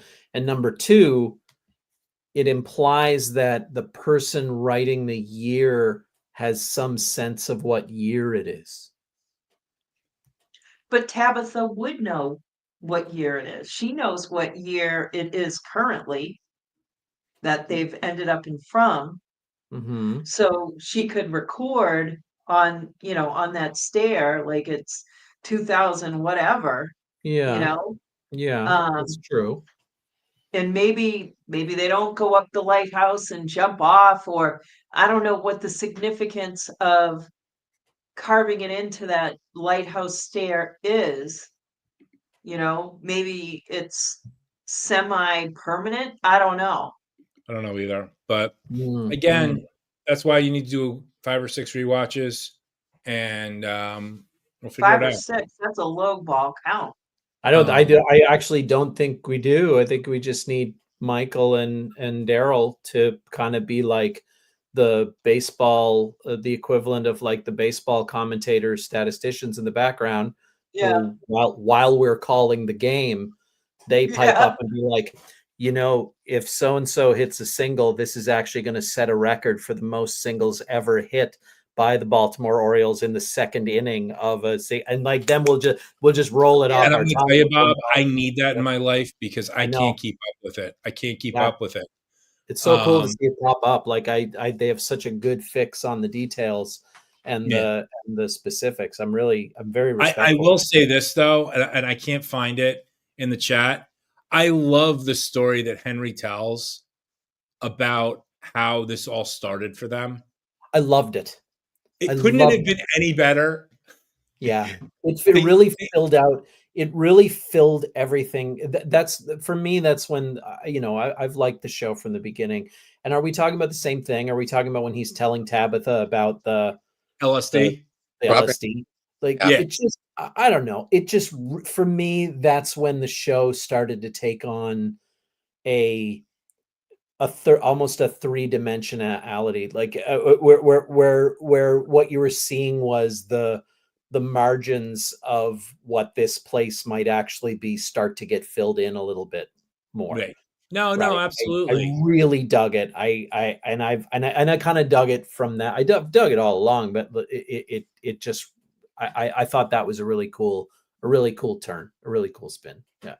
I'm afraid to fail on you. Okay. Well, that's okay, Doug. Thank you so much for stopping by. It's great meeting you. It's great meeting you, Doug. It's great meeting you, Doug. I really enjoyed your turn there, and I'm excited at the prospect of you coming back. I think you've got a really, really incredible presence on screen. I thought it was menacing and intriguing at the same time. It wasn't cartoony villainy. It was they made a great call putting you in there. I think it's just the right balance of blend. I really enjoyed it. That's very scared the crap out of me. Yeah. All right, take care, guys. I'll see you guys later. See you later. Bye, Doug. And there you go. I should probably go see too. I know. Well, we're gonna reset it one more time, and then we'll figure it out. But we're talking with Bob Mann, aka the mayor of Fromville, or party planner, or at least the mayor of Halifax. Acting parade marshal. Yeah. By the way, you were at Yuck Yucks, weren't you, recently? I was. Yeah, I hosted.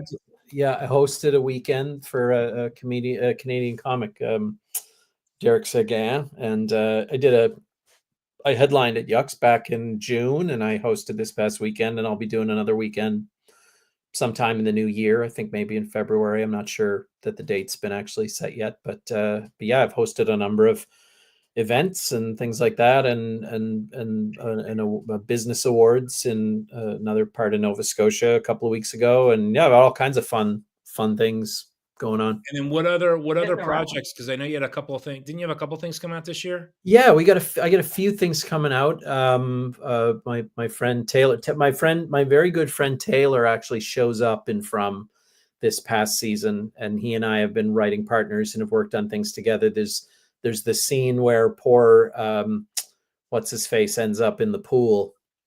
Oh yeah, Dale in the pool, and my buddy Taylor is there, who you've never seen in Colony House up Yeah. to this specific point, but he's there and he says, "Oh, I think it's Dale," and he points at him. So that's my friend Taylor. Yeah. So my friend Taylor and I and another friend of mine were working on a sort of variety sketch show with some interview components, kind of late night TV style for Bell. So we'll be doing that in January, and then I've got another feature that I'm going to be part of, kind of a mockumentary style feature that's being Oh, I filmed. love So I'll doing that in February sometime, and then in March, from all the information I've gathered, we're looking at season 3 of Good Grief. So Yeah. so among probably a couple other little things and some stand up and some different stuff like that. So it should be a fairly busy new year, I think. Yeah. That's awesome. Awesome. That's what we like to Awesome. hear. Yeah, lots of fun Yeah. things. Yeah, no, I mean, I see your stuff and I'm like, you're always doing something. And I guess, I forget who said it. I think it was, I forget who said it.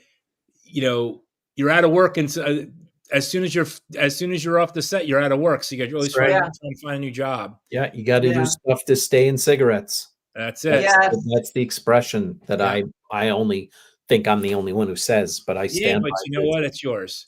That's right. And what about, what was the other one that weren't you doing, Are you Trailer in Park? Sullivan's Crossing? Season 1 of Sullivan's Crossing. Yeah, I'm in Okay. that. Yeah. What I about, just found out that you can download the CW app here in Okay. the States. Sure. And so I'm finally going to be able to watch it. Yeah. It's a popular show here. Yeah. It seems to be doing pretty well here as well. one of our, well, you know them, Corman Productions. They podcast Big on it. podcast on Yeah, it, I was on an episode of their show. Yeah. Yeah. Cool. And wasn't there a second season of, what was it, King and Pawn, or were you? Yeah, we actually did. So the second season has shown on Bell, and then we filmed a third season for SwearNet, for the platform that the Trailer Park Boys created. So, and there's a few Trailer Park Boys alum on that, and Reed Price is still in the gang with us. And so we filmed season 3 of that back in December, and we did post, I did the music, and we did all of the stuff we had to do. So I think that's in the can, and it'll show up on SwearNet. Well, speaking of Reed, he had a little cameo this year. Yeah, it was cool. Yeah, it was cool to see Reed pop up again. Yeah. I was happy to see him on screen again. As Jade's saw little, him a couple of times, didn't we? yeah, I think a couple of times. Yeah. And I would say that probably the most distinct experience that I had this season watching everyone was being aware of how cold everybody was. You think?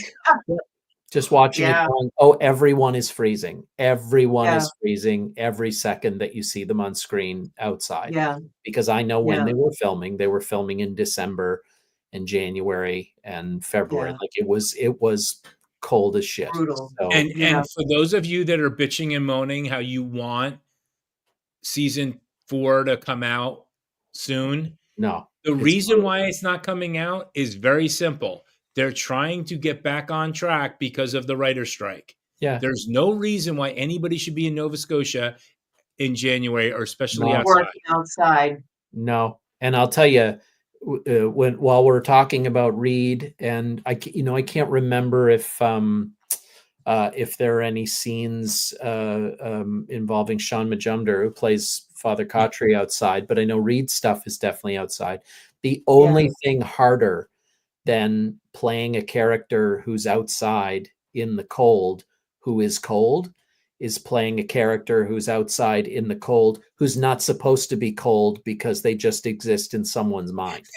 Yeah. I mean, Reed, I haven't talked to him about it, but I'm watching him standing there out and standing in the snow. And I'm just thinking, oh boy, like the amount of gusto that you got to summon to not be apparently freezing your ass off while you're talking to this guy in his own head. I mean, Daphne, who's one of the podcasters for Run for Your Lives, she lives in Maine.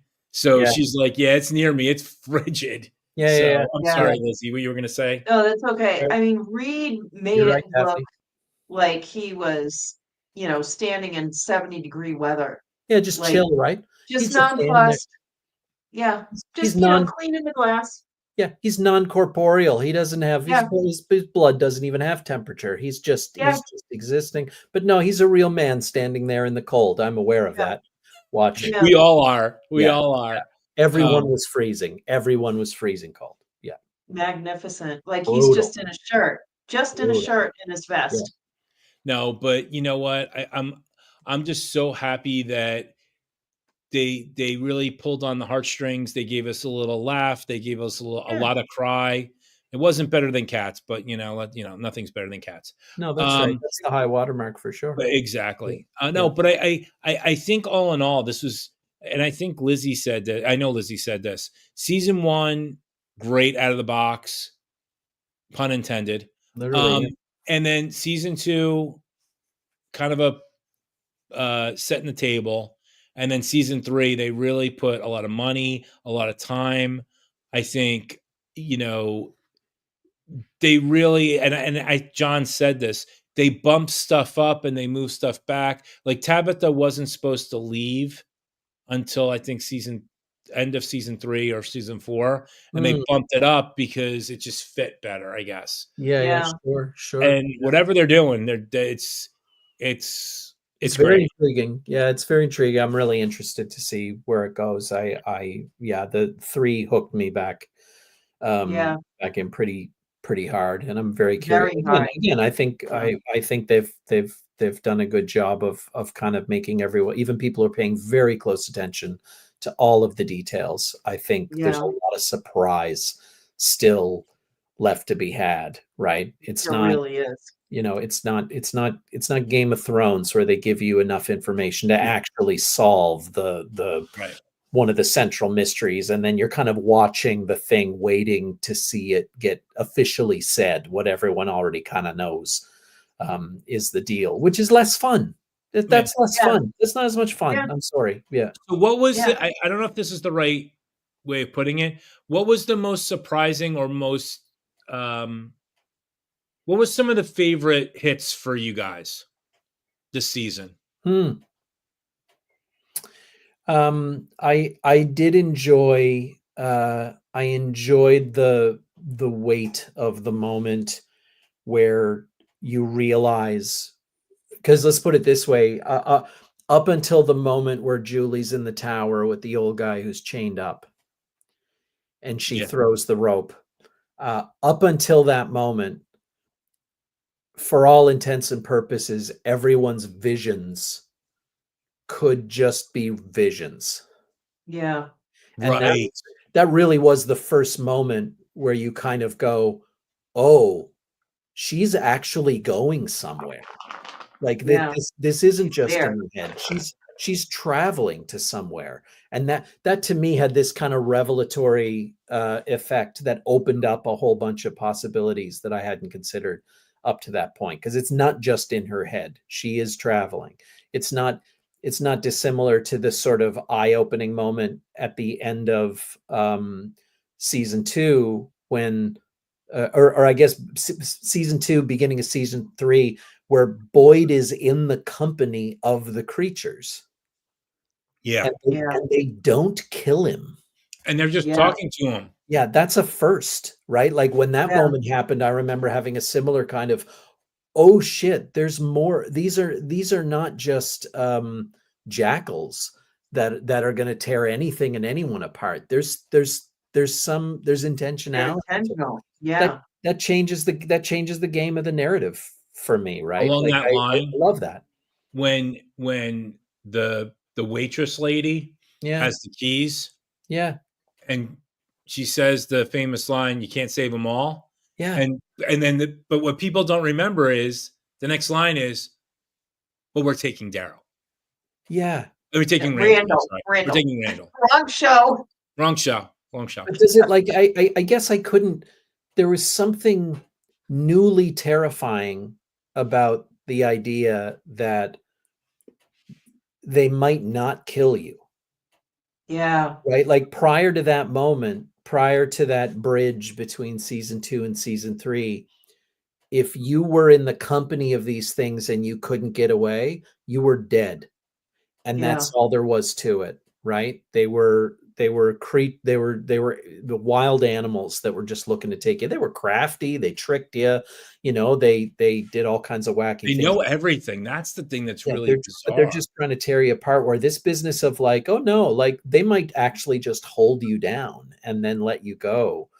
Yeah. The fact that I can't tell if that makes them more scary or less scary somehow makes them more scary. Well, Yeah. what Right? was They're really unpredictable. scary Yeah, it's was unpredictable. when she was faking her death on the road, and those Yeah. two. I mean, Yeah. what about you? What surprised you a lot, Lizzie? Or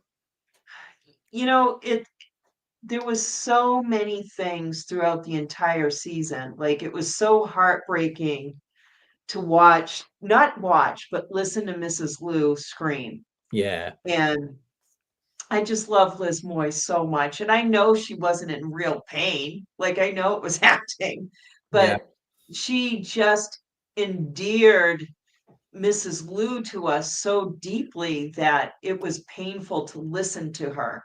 Like, I felt as helpless as Boyd, but Right.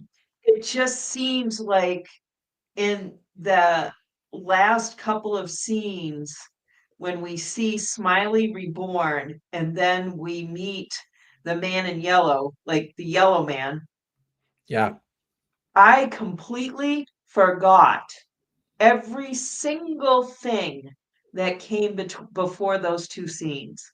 Yeah. Like, I was so struck that it isn't until recently where I'm like, oh yeah, that happened this season. Oh yeah, that happened this season. Like, it's not like I don't have a life outside of From. Like, I go about my day and I do my things, but it's just in the background she doesn't. sometimes. It's okay. Yeah, it's just in the background at times, like Yeah. Yeah, of the course. Yeah. ticker thing on the news, and but I will honestly, say, Wolf said this when Smiley just showed up and he killed Miranda. Yeah. That was pretty messed up. So this Yeah. is what I meant when I said that I thought that they did a very, very clever thing. It is very hard to keep secrets. yeah, It is very, very difficult to I mean, like, let's put it this way, for certain people, if next season they were saying, hey, we want to bring you back for flashback, or we want to bring you back for this, I could probably do it and no one there'd be no leaks about that. It'd be no big deal. yeah, But Jamie's role, really caught on so big with the show that I think there would be some risk of Oh, it. I think he was terrified. Well, there'd be some risk of it not being a surprise, because if yeah, it leaks that he's there, then you're like, Smiley's back. But I thought the really, really clever thing, and it surprised me, right? And I know people who work on the show, when I was aware that he was gonna be there, and then saw that it was in a flashback, It threw everybody like, off. yeah, I was like, oh yeah, that's what they do, right? Like, they bring yeah, the actor back, but it's in a flashback. Nope, surprise, assholes. He's actually back, right? yeah. And I thought that was clever. Like, that, it's a neat way of throwing the viewer off guard. If they were to hear that an actor But I'm is going to back tell on you though, set, Bob, whatever. out of Yeah. all the spoilers, we really didn't get that spoiler. We got more of the man in yellow Huh? than we I'm ever still did bullshit Smiley coming about back. that. Nobody talked about it. Yeah. Yeah, But Daryl Yep. also, going along the lines of Smiley coming back, that soundtrack with that whole thing, it was, you were bawling. I mean, I don't know how you couldn't that be. music was so evocative, like I liked how so it. emotional. I agree. I liked how they had,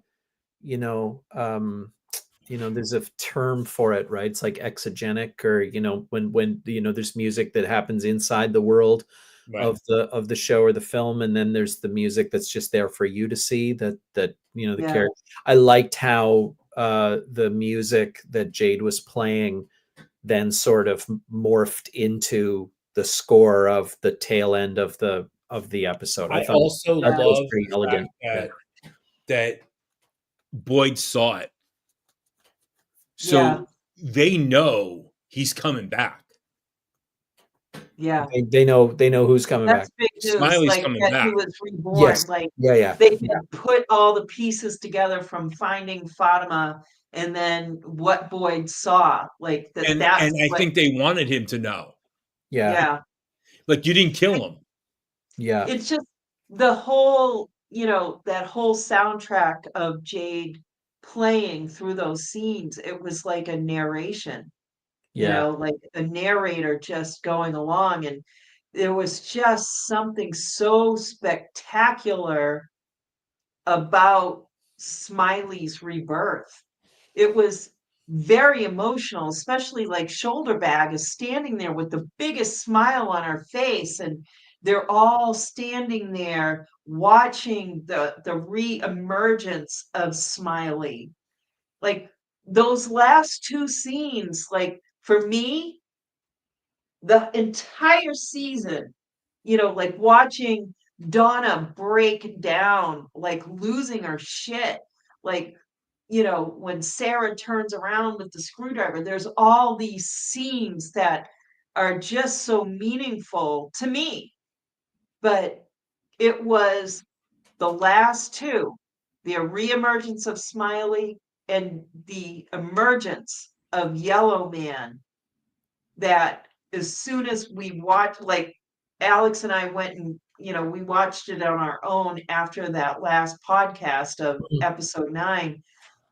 Like I needed to be up really early the next morning. I rewound it, watched those last scenes, and then rewatched the episode. I was so tired the next morning, Yeah. but I just couldn't not. Yeah. That was great. Somebody makes an interesting point. I don't know if this is true. Was Fatima pregnant before Smiley died? Yeah.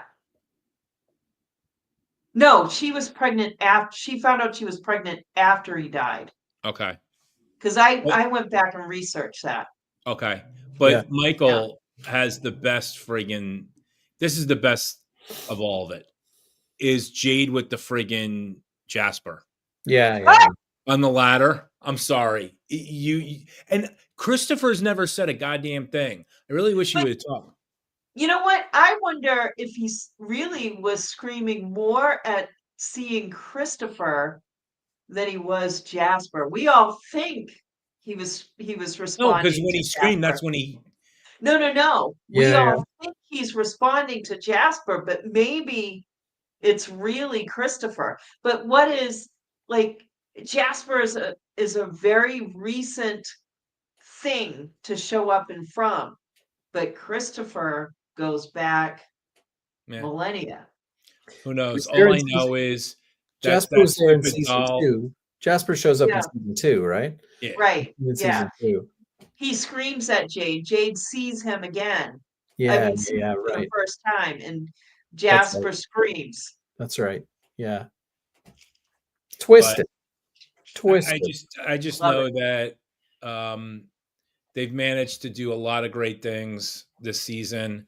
Yeah, it's highs and lows. Sad Kenny was Sad Kenny all season, despite.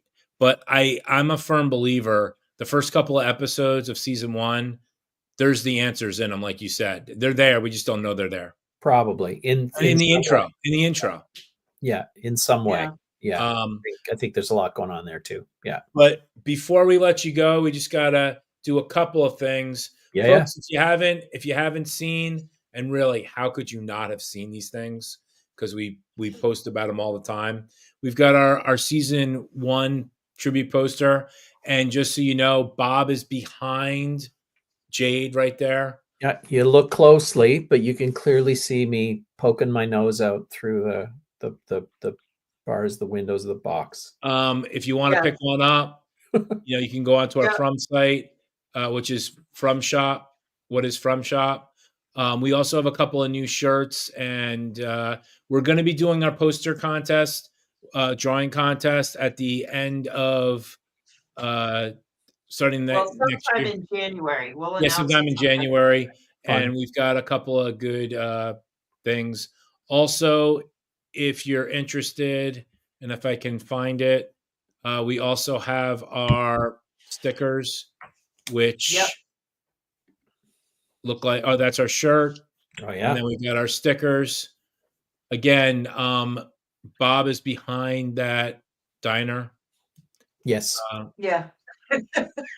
Yeah. And then we've got our bookmarks and some other stickers. More stickers. We have even more stickers now. Wow. So, Fun. it is all sorts of fun. And, Lizzie's still a little on cloud nine with meeting Harold. Yeah. And really, I mean, Really cool. he's the coolest guy in the world. But Bob, thank you so much. You're always welcome to come on anytime. Always a pleasure, and really cool to have a special guest show up. And I mean, who knew? We didn't know. That was awesome. But I will say this: happy birthday! I know it's 29 Yes. plus a couple of years. Yeah. But, Happy birthday. Hopefully, you enjoy it, and when you wake up tomorrow and you're a little in pain, it will go away. Yeah. That's how I know I'm earning the years. Is that the new pains folks, this morning? Yeah. Well, I just hold want on. to Hey, thank Bob. you guys. I'm sorry. I just want to. Hey, Bob. Thanks for sharing your life with us. No, you're We welcome. Thank you for appreciate it. having me. Yeah, it's a We real love it. cool. It's a cool experience, and the coolest part of it has been, even Doug and like people you form little connections with people, whether they're fans or other people who've been on the show or people who work from the show. It suddenly becomes, you then are part of this kind of family that extends outward, and it just gets bigger as more people get into it. And that's connection, and it's community, and it's neat little points of reference. And it's just lovely all the way around, no matter how you shake it. Well, one of these days we'll get up there and we'll get the full 50-cent treatment. And that's right. but Absolutely. just so you guys know, we're not going away. We still have a couple more interviews that we're going to be setting up. Maybe not before Christmas, but definitely after Christmas.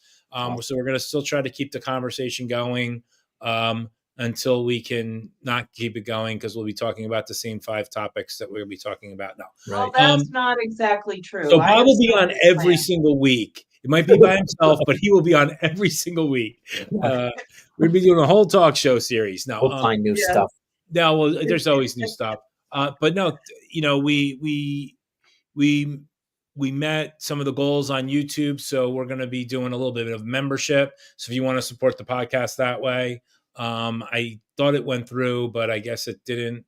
If there's a join button, you can hit it, and for a couple bucks, you get a shout out. Maybe Bob will come over your house. I don't know. Whatever. We'll figure something out. Yeah. You might even get a sticker. Yeah. But that all being said, we have to let the one person that actually, the second person knows how to ring the bell better than Boyd, but he really can't ring it anymore because he's got no lungs. So good thing we recorded him. Yeah. You guys. Get you home. Let's go. Come on, get in your house. Let's go. Come on.